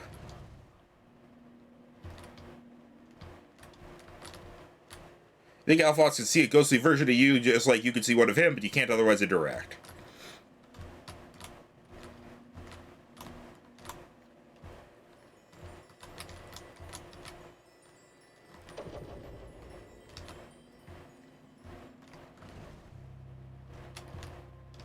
What? There is a puzzle here that you can do now.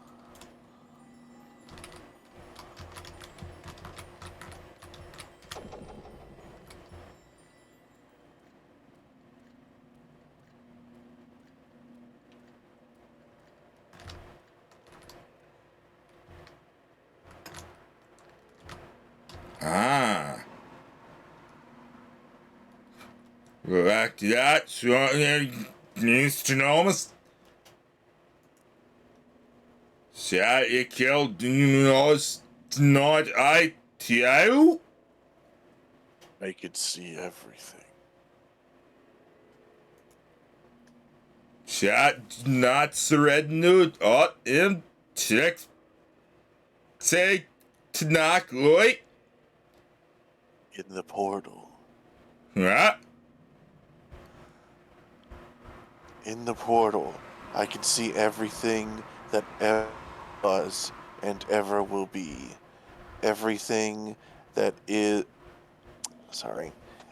Everything that is to be known in our world. In this one and all the worlds in between. Ho.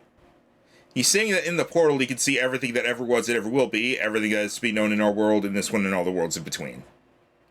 Hey, Mono says, Yo, Max, how's it feel to be back with a complete schedule and everything? Good overall, but I am tired today. Let me take a look at that. We take a look at that portal about everything. Your eyes bend to the writhing contours of the deep blackened star-sphere tunnel, preparing nervously to receive the sum of all human and extraterrestrial knowledge. In the tunnel's bright center, you see a field and a cow suckling a puffin. The farmer is watching. Anything else in there? Doesn't seem like it. It's fine, but I was hoping to find all world knowledge.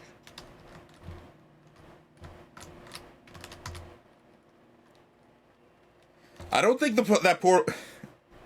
Hang on. Alright. Nene... Oh, no. Nene plat... Start... Lot... Start... Neuchtau... Na... Ibrain... Gnidat... Remraf... Asi... Ered... Nad... Nifop... Ag... Ninelsrund... Sig... Walk... A... Eru... Mraf... Attack... Cool... Oik... Nittal... Suj... Si... Gniet... I... Egdel wonk ildrou la fo latat mus it sneat nok latrop tat nicht not I. He blinks backwards. Ibiam ere fo tog tag ot nuat ois os. Can't leave. Non eu evel tnak. Midnight Man.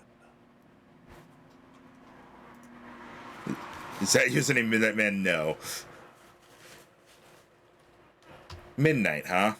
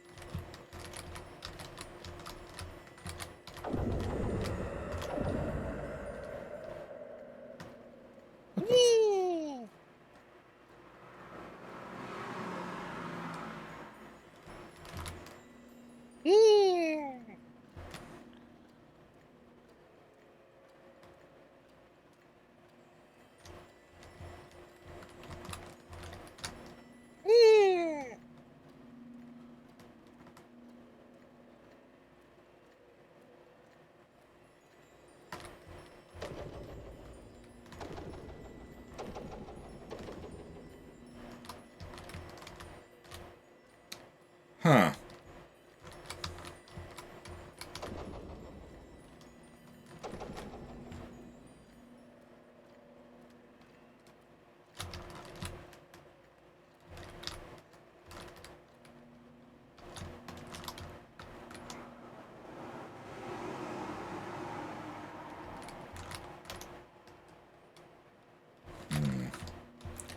Nothing in here. Nothing right now, anyway. Have you figured out what the two dials do yet? I guess I'll let you explore more before I explain it. Okay, so it seems like I can tell that the one on the right. Oh, he went into the building. Oh, he did. I can tell the one on the right determines like which buildings are accessible. Sneaky little devil prince about like a jester given free reign accord. This must be the Midnight Man. Whatever mischief is transpiring in this realm, you sense he is the lord of it. Ikal sit ival latrap et tad nam tat tel yeah. Ooh. Se atatsi. Oh. Nod tat near froth ignaxi ni ikat lui nitimos serets ilerus. Ooh. And don't call me Shirley. You ought enough see sit ho. Ooh, my sense of humor is deliciously twisted. Kutsni snod oi tall won't nod e. Eee, nobody gets out. Eee. Yeah, I can tell that this one controls which like areas you can access. So what does the other one do?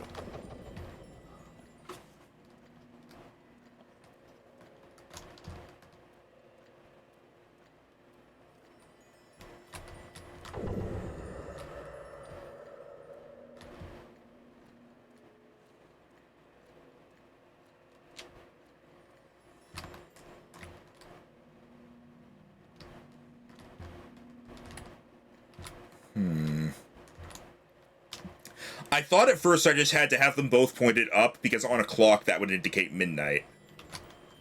That's fair, but no.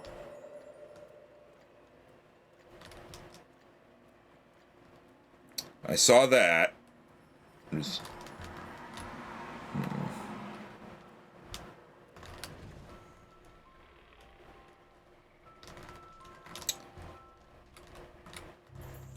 I think that one just determines... Hang on. Yeah, it determines where the portal is. Okay.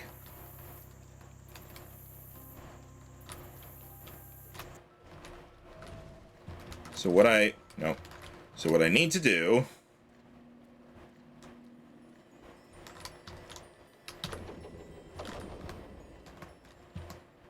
No, I think I need it... No, this is right. Have it pointed to the left...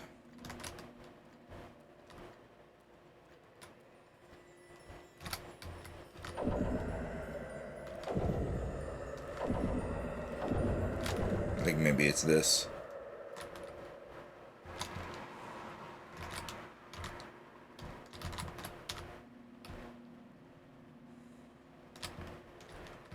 Okay, the portal is in here now.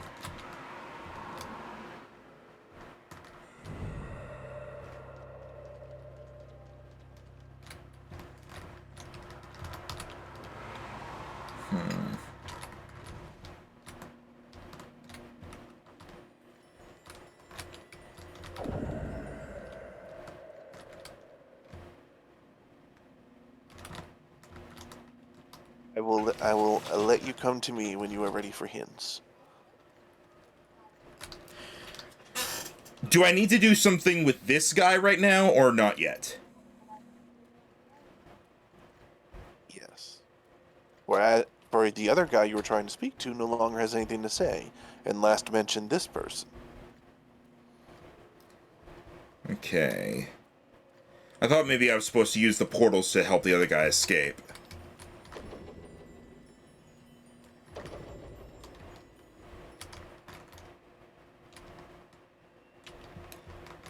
Okay, these guys don't have the portal anymore, so they're not to be looking at.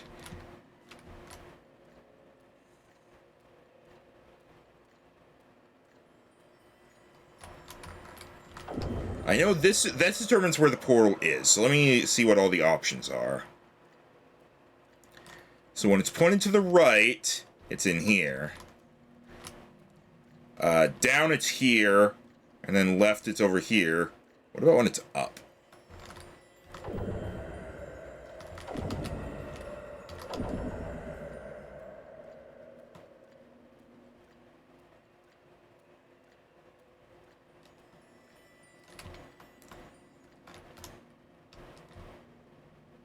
Huh. When it's up, is the portal just gone?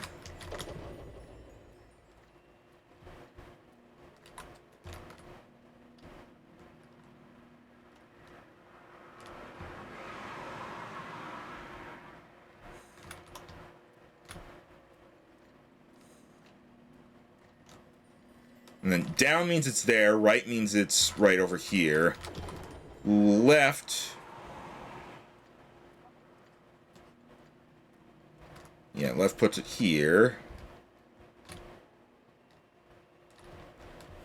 And that means... So when they're both up, that means there's no rooms and no portal.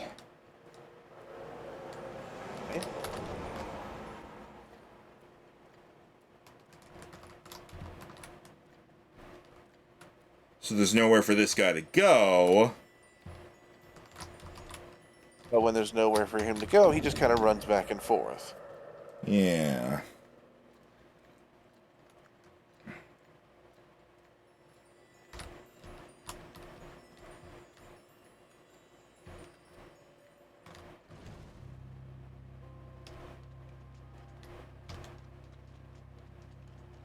I got him to enter the portal.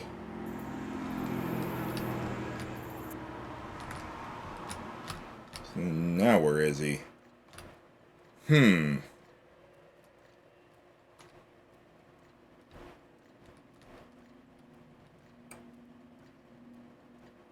Wait a minute.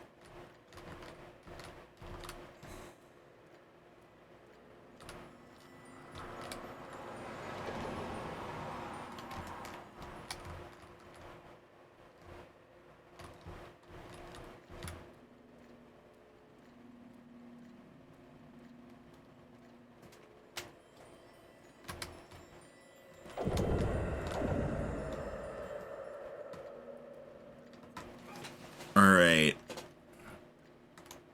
You can get him to go through portals. Yeah, and he's not here anymore, so I think he is actually on the other side now.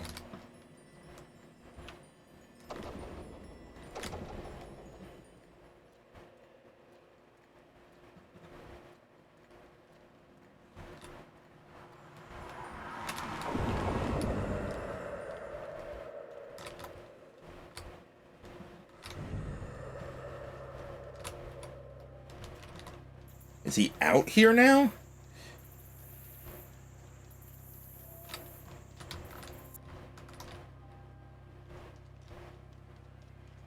Who's this guy? Oh no. Okay.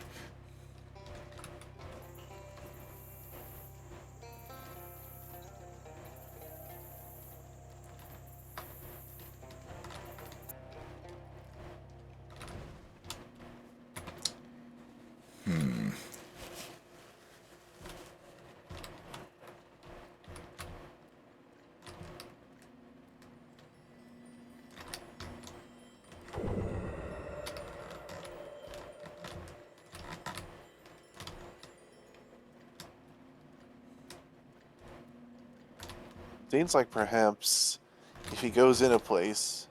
He's in there. Now I get rid of the... Now I make it so he can't leave there. Put that there, and I'll put the portal there so that I can... I think I already did put the portal here. No, I didn't. I'll put the portal there so that I can leave, and then in the real world, I can enter that room, and, I don't know, maybe there'll be a thing. I'm just like, am I doing the right thing by trying to trap him? Yes.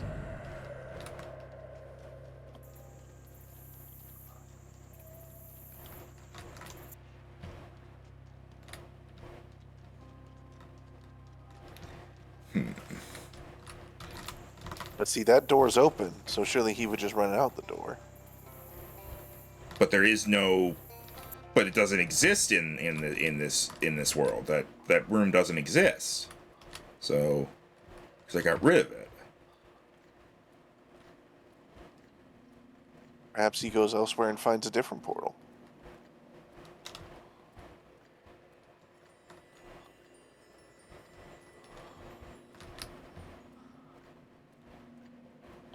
Which would indicate that he can't go back through ones that you are controlling.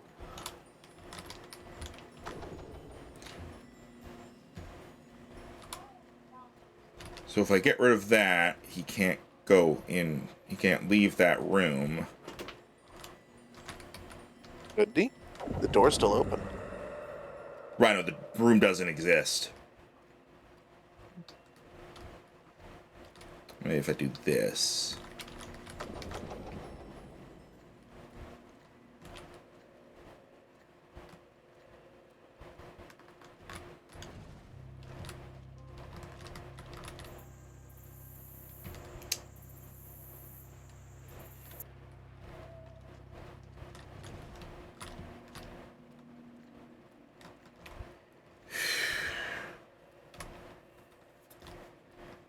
Maybe I trap him in a room.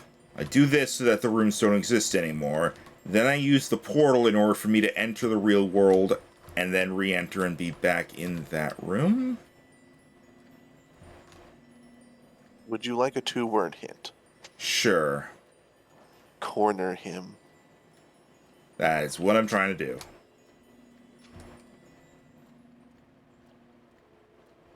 So how do you corner something?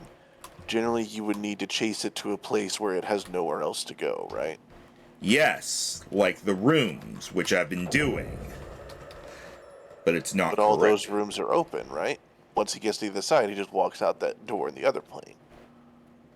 Not if the portal's not there. Well, no, they still have actual doors.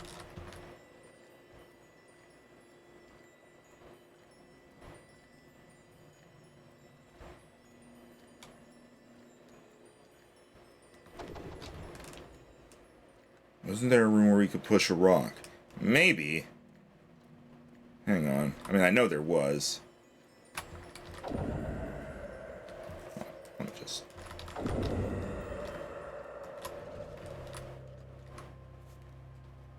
yeah, thanks, game. I caught on to that.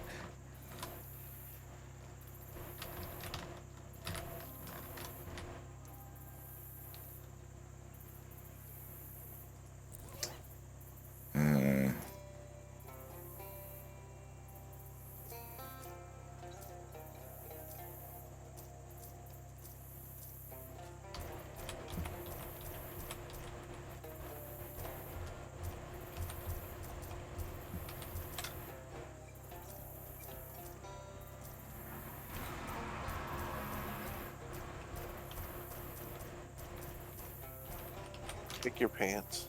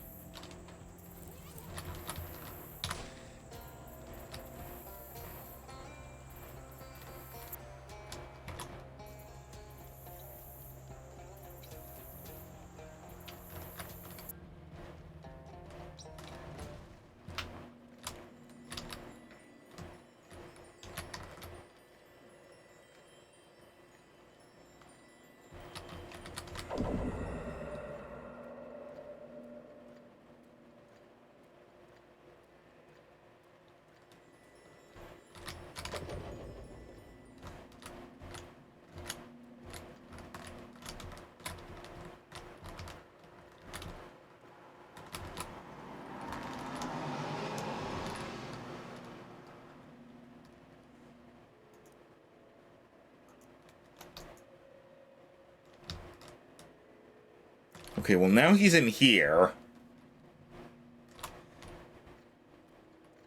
Alright, so you're almost there. Problem is, there's no rock, so I can't block it on in this dimension. Right.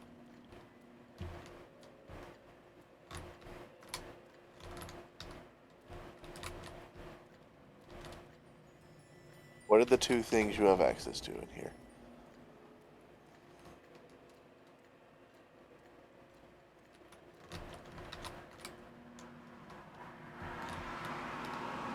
No, this doesn't help. Most of the portal's not here. He somehow got back out again, didn't he? No. Okay, now But how... he would still be in the dark version of this one because he didn't have a portal to go to the light version, right? But I want him to go to the light version and then leave him in there, so...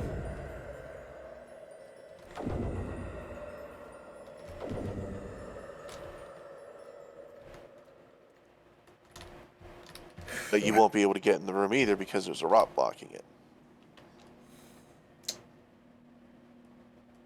The open door to the middle house now is only in the dark dimension.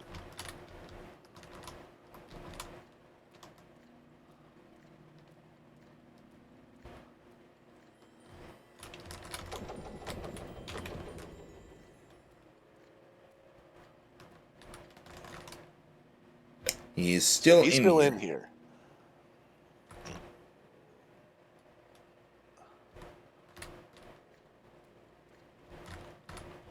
Alright, so...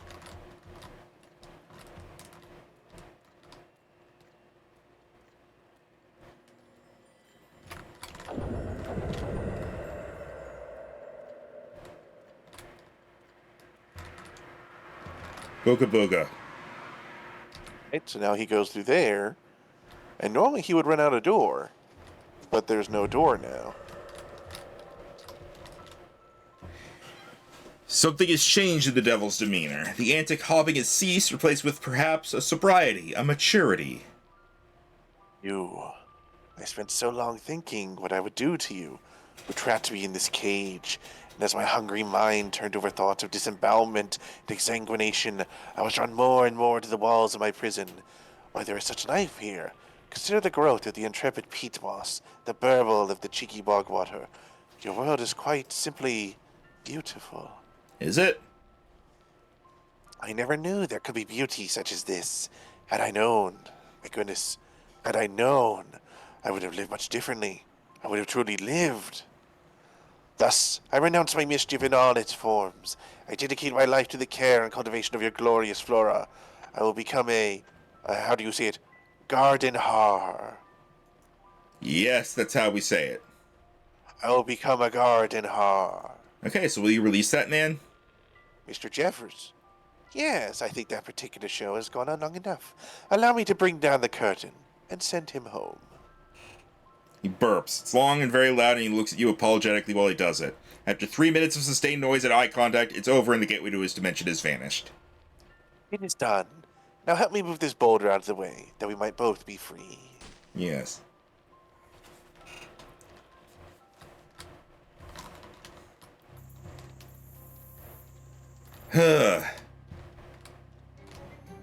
Man you saw in faded form floating in the Shadow Rift is before you now as flesh and bone. You freed him. His fierce black eyes fix you with a wild glare. What time is it? Hold. What year? 1928. Right, okay. Then I've been gone for 26 years. I need you to fill me in on everything that's happened since 1902. Blah, blah, blah, blah, blah, blah, blah, blah, blah, blah, blah. Okay, thanks. Is that alright? Yeah, that's fine, thank you. Disappointing to hear the Watchful Eye close its doors.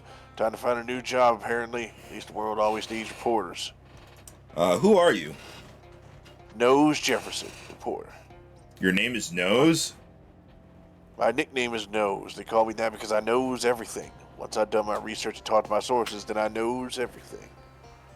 What's your real name? I'm the reporter here. What's your real name? Nose Jeffers. He chuckles, his first laugh in 26 years clearing the cobwebs of the throat. That's funny. I like it. Puckishness of youth. Never lose that. What were you doing out here? I came here in 1901 to investigate reports of a strange obelisk in the swamp. It was strange, all right. It took me to a new world where I met the Midnight Man. Promised to show me all knowledge. You understand? For a reporter, that's almost impossible.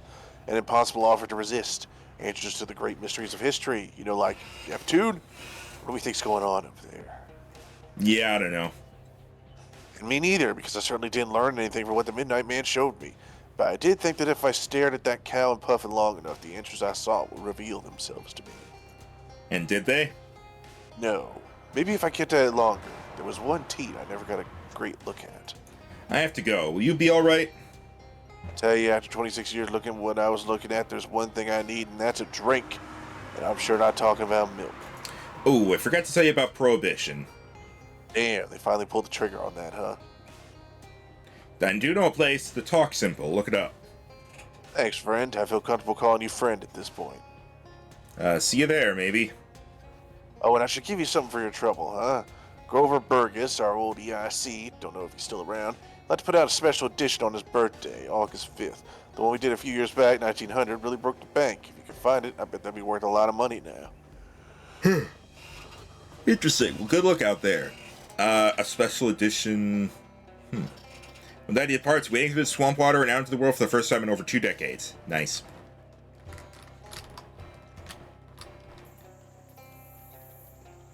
Yeah, that one took me a while, too. A lot of fiddling. Should I kill these guys, or... And that's up to you.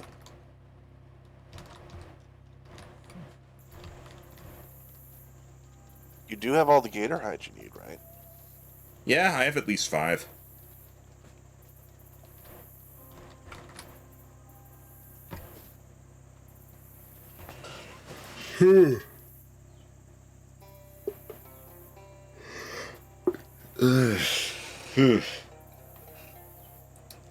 Don't know how long a session I'm going to be able to do. I'm still tired. I think this happened last time we played this. Wasn't last time, it was the time before last time. We got a full session when we first went to the school, I know that. Fair.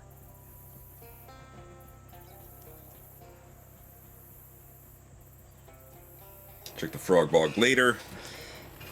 Didn't want to go back to the hunters to give in your stuff? I'm doing this first. Fair. It's another gatormen camp, alright, and there's 4 more wrenches here. 3132 one, a 64 one, a 127 128 one, and a 255 256 one. Which also carry one heck of a toolbox. The wrenches are laid out in the shape of an arrow pointing toward a nearby hill. At the top of the hill, you can see some sort of fort in the distance, apparently hammered together out of rusty scrap metal. It's gotta be where the gatormen took them. You grab all the wrenches and combine them with the other ones you dropped to complete the set. Bye, Solar. Alright, bye, Solar.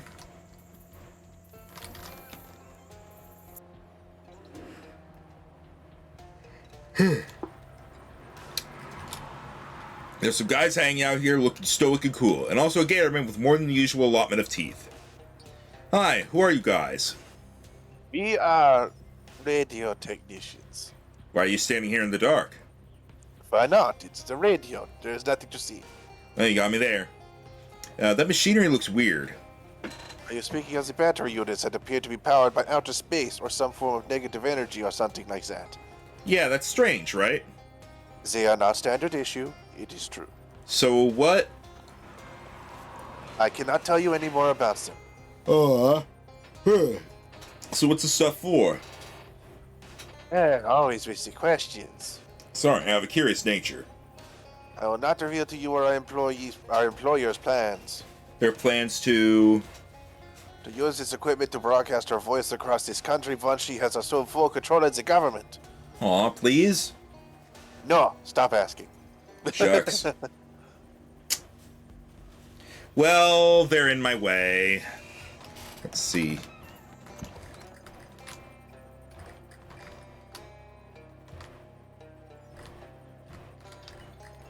Some of ours leaked in this hole and wetted the floor. Hi, it's me again. Greetings. You sure you're okay with me just wandering around like this? That not entirely, but the orders were very specifically to protect and maintain the equipment, so I have no argument with you as of yet. Frankly, though, you are getting on my nerves a bit. Sorry.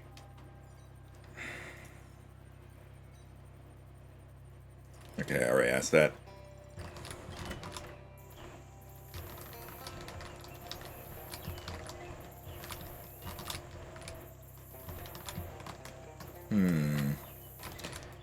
I think I do just straight up have to fight them. I thought maybe I could do something with this, because I made the floor wet. Or maybe I could electrocute them or something, but no, I don't think so. I think I just have to fight them.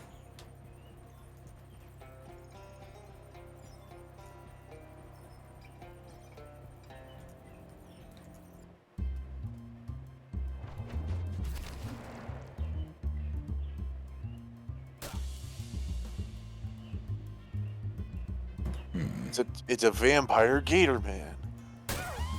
Also, there's a floating hand back there. Oh yeah, I'm not worried. It's like you play the sax and just the hand starts snapping. Your hand, except horrible. Oh no! Looks at Stick Nub. My own hand turned against me.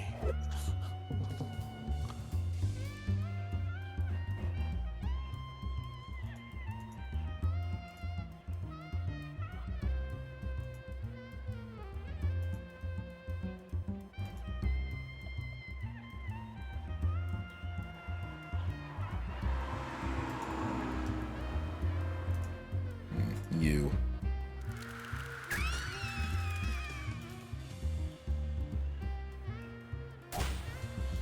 That was a jump kick right there.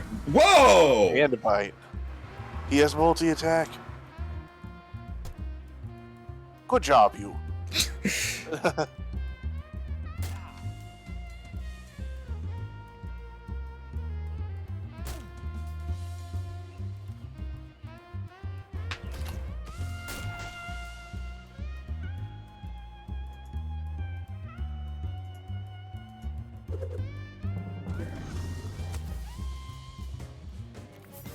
You won! You dump the vampires' unconscious bodies outside in the hope that a rare sunbeam will pierce the swamp gloom and finish them off. Oh, don't forget to loot them. Hey Max, look, a flesh wand. Yeah.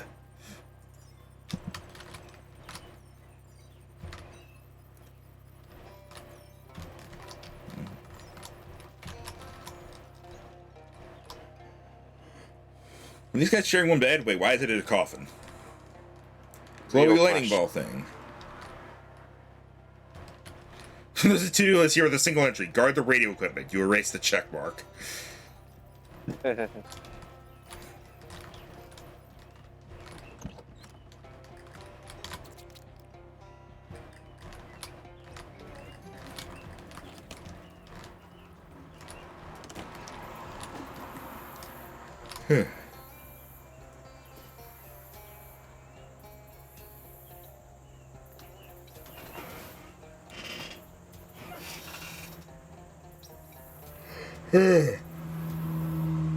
That was a long one. Whoa. Sound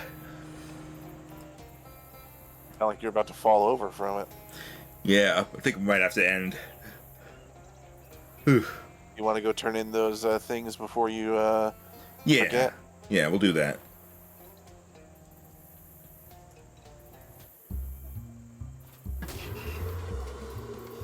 Huh. Those are some big void bats.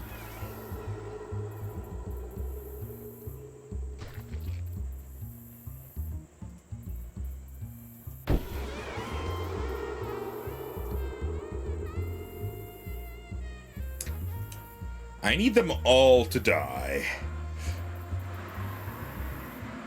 So let's see.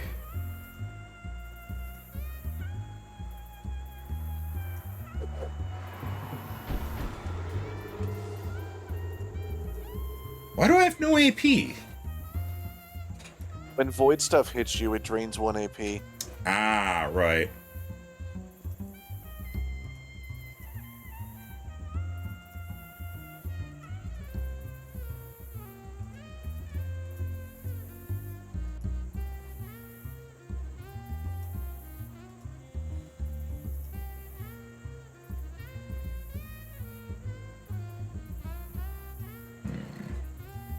You need some AoE, my friend. Nuclear bomb. Please remember that void things take a maximum of 5 physical damage at a time. Correct.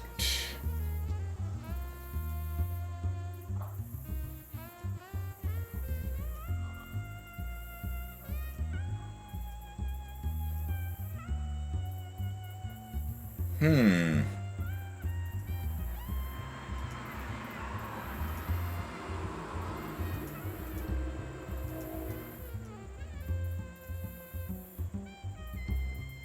Nasty goo, which can kill one, and then I can shoot the other.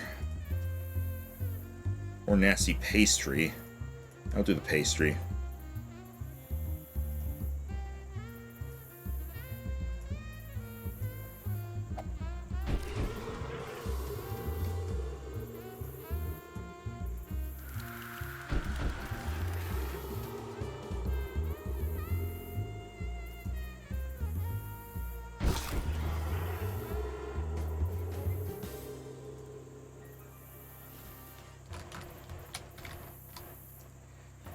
we go.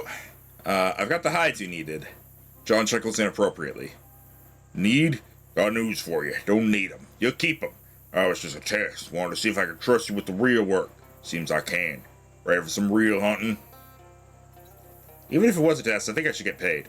Paid for a test? You're all mixed up, mate. Test is to get paid work. Change his mind or change his mind. Labor is labor, and I don't work for free. Also, you said it was paid at the start. Better not mention that you've done a lot of work for people for free this whole adventure. If Jessica ever asks for rent, you're going to be in trouble. It really makes you think out of the position of saving the world from shadows and lizards favors with this financial privilege. Alright, stop screaming about it. Thanks. Truth is, I got no need for 5 gator hides. My ambitions are far bigger.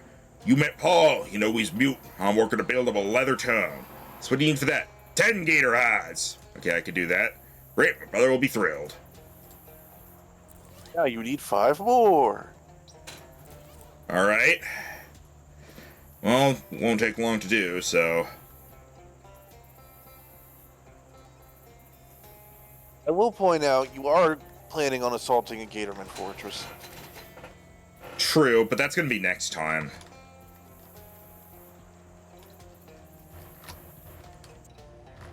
Well, yeah, I guess there's some in here, too. There's a lot here.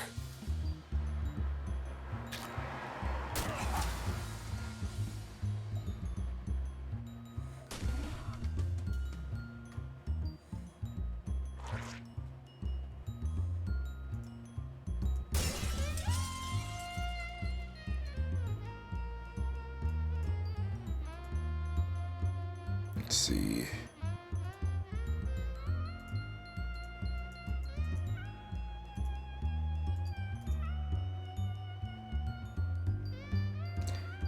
Now, that's against me. Also, as well, when increasing your party stats with the same amount. It's me. Yeah, you. I'm gonna hit you with something first. Oh, actually.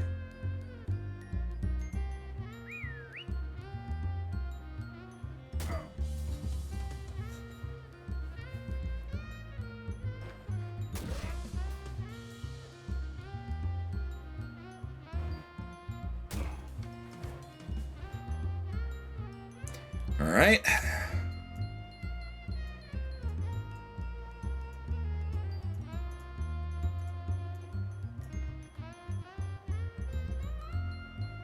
Yeah, I found things start ramping up in this chapter.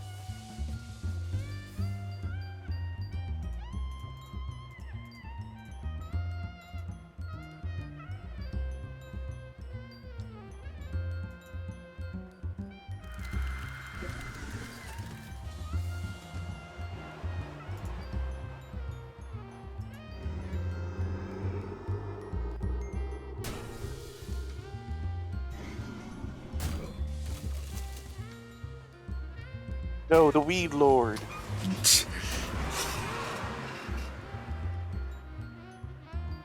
Going after Alphonse. That's going after Alphonse. These are all going after Alphonse.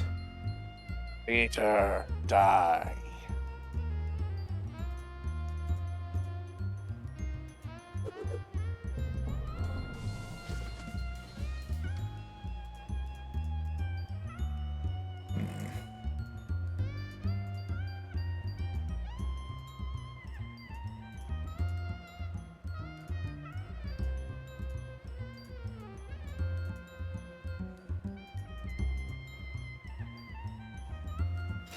Let's see.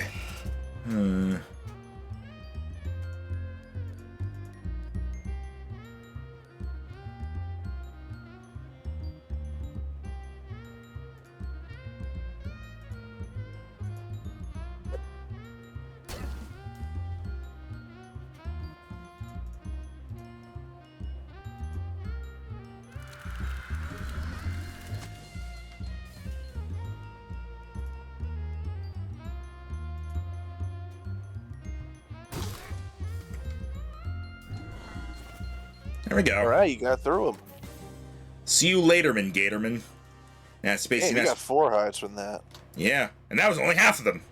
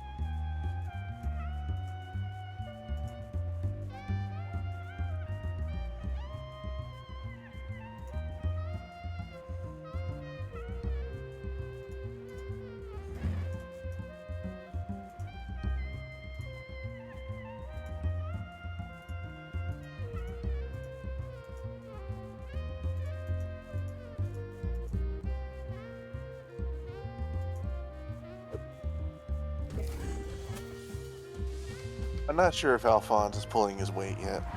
He hasn't leveled up yet, to be fair.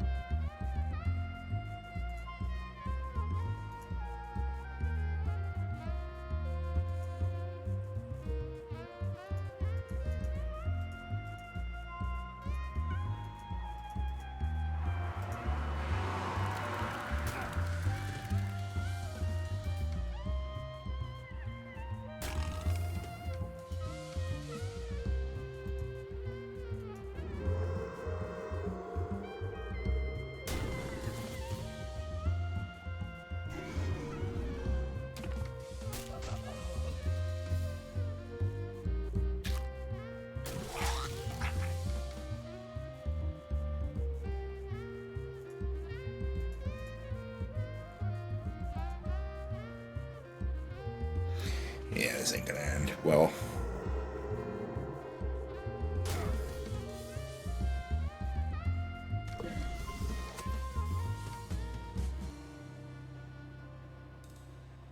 Oh.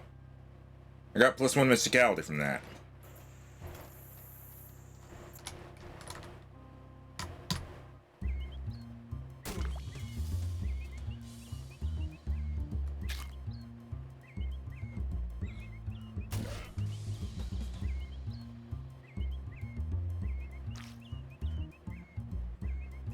Alright.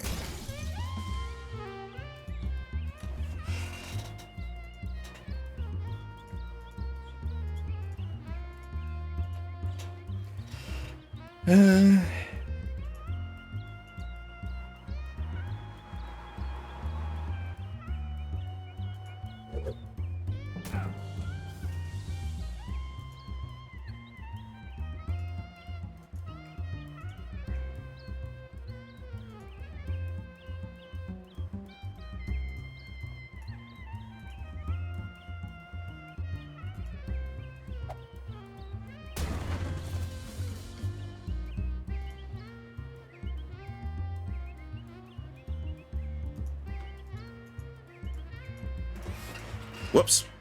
Whatever.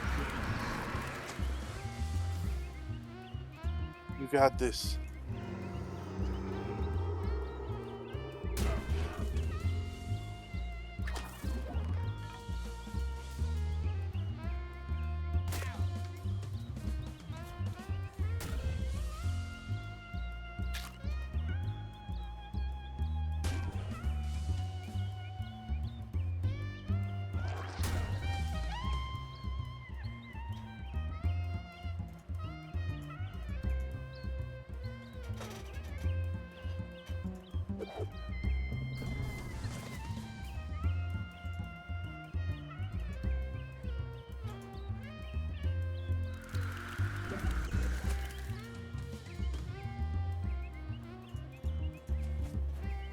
Numb.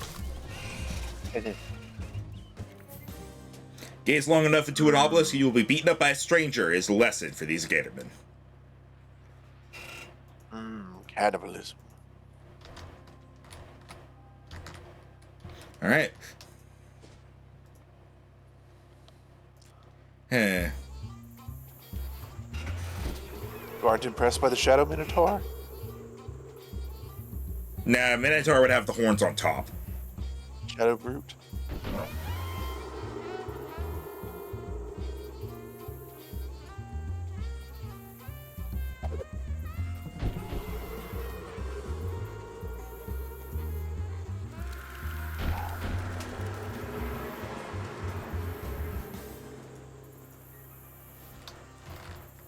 Oh, Alphonse wants to talk. Get strong, kill stupids. That doesn't include me, does it? Not yet. Phew. Good to see you again. Would really make me smile as if you had 10 gator hides to make up a regular tongue. I've got your gator hides. You hand over all the gator hides you've collected. Beautiful. That's beautiful leather. It'll make a beautiful tongue. I can look at any animal and tell you what sort of tongue inside will make. You don't believe me, do you? Go on, name any animal. Whale. Is that a trick question? I never heard of a whale. Okay. That's a tongue sword, but without something to animate it, it's just a lump of leather flesh. What I need, mate, what my brother Paul really needs is the power of speech. Those next parts gonna be much easier to explain if you've ever read The Little Mermaid. I can get you a mermaid, that's no problem. Don't need you to hunt a mermaid, mate. What you might not know is the fairy tale about a little mermaid who gives up her voice is based on a real-life story of a gatorman merman who traded his voice away for a bucket of ham. That's what gave Hans Christian Gatorman the idea. Alphonse nods. Wyatt Andrew, famous guy, ham delicious, very smart. I tracked that voice down to a fishing hole in the gator village I told you about before. I must have it. Anything for my brother. Family's everything, mate. Alright. So now, the thing in the well. Oh! You there! An excessively jovial man struts out from behind the trees. What of these parts is it? Ever heard of Mudhenge? I'll bet you didn't know that it's actually 1.3 times larger than any comparable henge you care to name. No, I didn't know that. The man has already disappeared into the mist. Flied up through the trees is Mudhenge. Okay.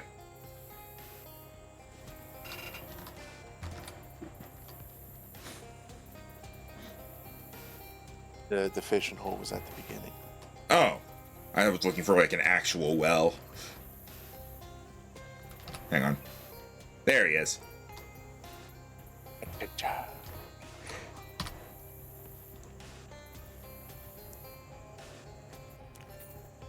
Voice of a gatorman.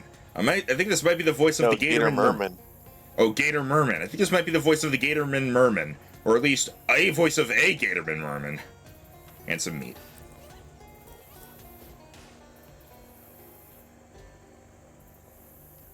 I've actually walked to a huge swarm of gnats and flies, and they're buzzing super loud, and actually I got a pretty good beat going. Are those tiny musical instruments?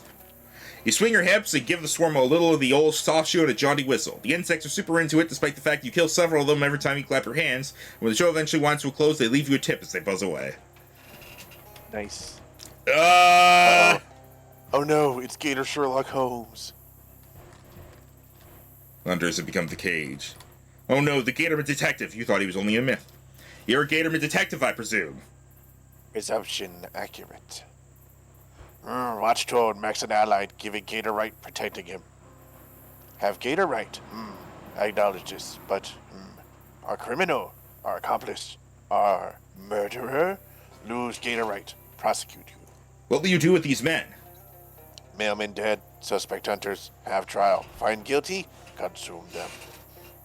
Could you let them go, maybe? Am unaccepting. Do justice. Liquefy them. You're going to eat them? Drink them. I mean, I think my choices here are pretty limited. Maybe you should get the other side. What happened here? I snatched, didn't I? It's funny. Calmer than I thought I'd be. That man slaw's been hanging on my conscience some, and I think I've been expecting the claw of Charlie Lob for too long. But Paul, he wasn't wrapped up in this. It's not fair he should go down for it, too. Rah! John Leathers raises a curious eyebrow as you test the strength of the bars with your fist. When the Gatorman knows what you're up to, he barks in alarm. You're not going to be able to do this without a fight. Maybe calm down a second. Gatorman's aggrieved bark settled to a low simmer. Paul and John's eyes widen in anticipation as you pop the lid off the grimy jar. A wisp of breath escapes from the glass prison and wends its way through the bars of the cage, pausing in midair, then darting at Paul's nostrils. The Gatorman is far too baffled by this to react. Freshly animated, Paul's leather tongue sets to wagging. Enough of obscene murder and asymmetric service desire. Each of you practices a violence that is worse than base. It is vicious, it is corrupt, it is wrong. I call an end to all aggression. I call it now. At stake is the product of life itself. Well, what are you saying? Then Paul Leathers says 3 words so painfully profound they reduce not just his brother, but his Gatorman captor to contrite tears. I could do that too if I wanted. Gushing genuine crocodile tears, the Gatorman detective unlocks the cage and brings both brothers into an embrace. Oh, the hunting, the killing, all of it. How did it to bring back your voice? In finding me a tongue, you gave away your heart. No longer can I recognize our blood in the ocean of it you have spilled. I call you brother no more. Let's focus on the positives. Paul has a leather tongue. At Paul's urging, John tosses his knife into the swamp in repudiation of violence. The gatorman is so moved, he tosses in his magnifying glass in solidarity.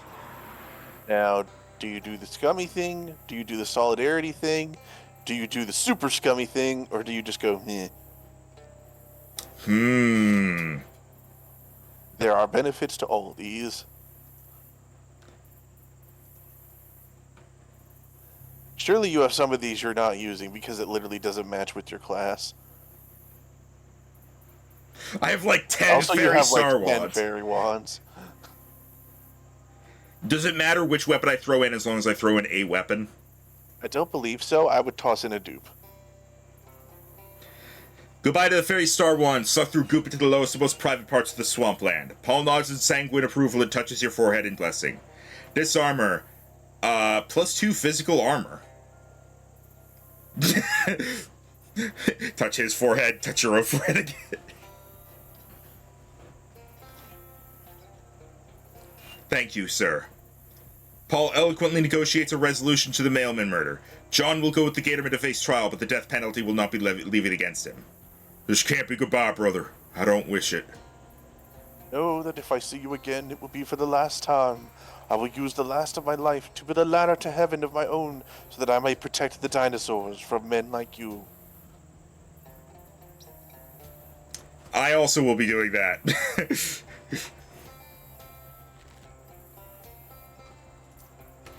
Huh. So the guy is arrested, he's just not getting the death penalty? Yes. Huh. Alright then. I wonder what Paul has to say about this. Hello, Paul.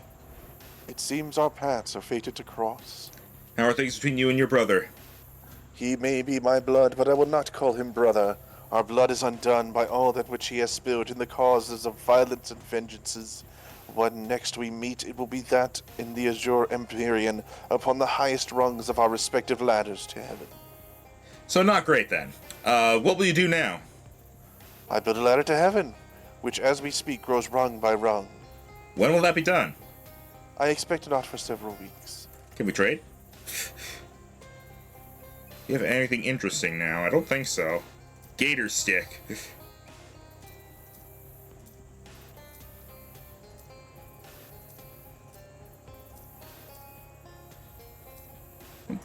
Probably 2 more rolls of duct tape, but yeah. Do you have a pickaxe?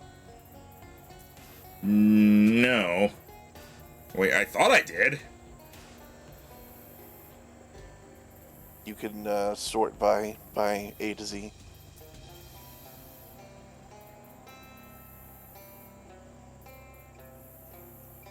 Huh. Now I do.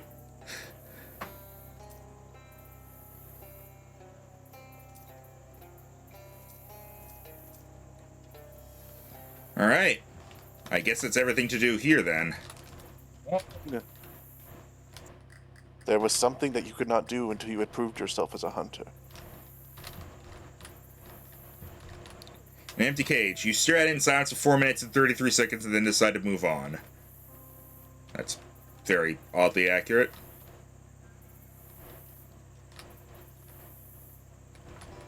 Prove myself as a hunter. A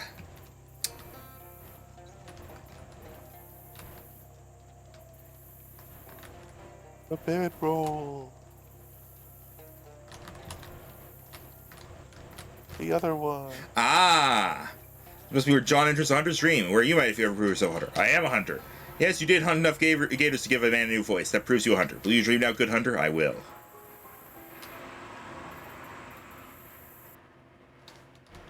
Hunter's dream.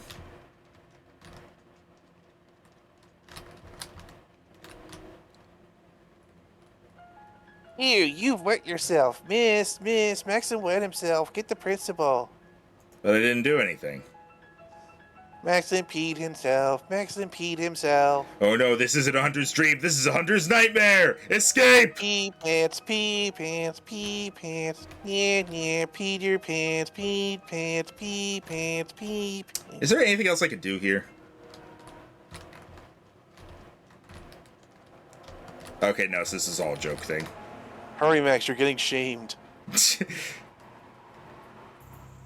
What a dream. Felt so real. Hunter's Mark. +2 to melee weapon attacks.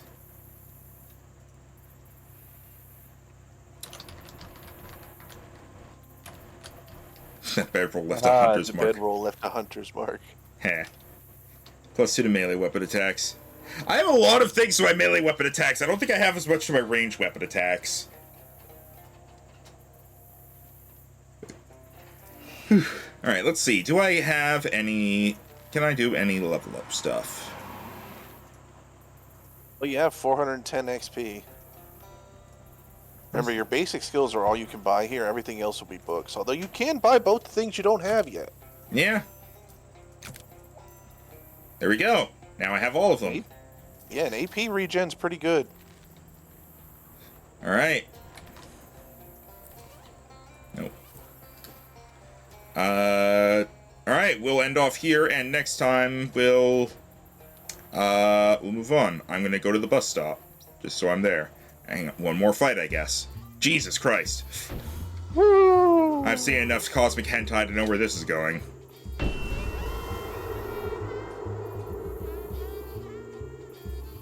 Very specific genre.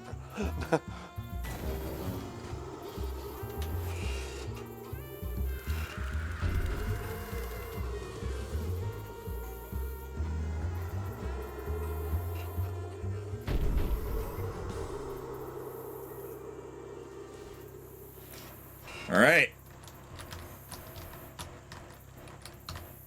You already noticed everything worth noticing. Alright. We're gonna end off there, because I am very tired. So, stream schedule has finally gone up. So tomorrow, at 8 p.m. my time instead of the usual 4 p.m., me, Jero, Dan, and Kurt are going to be hopefully continuing, possibly finishing off Mario Party. Wednesday is Pokemon D&D. Thursday's a day off. Friday, Rhino, we're going into GTA Online. Oh boy. And then Saturday is more of this. Yep. Whew. Alright. See you guys later.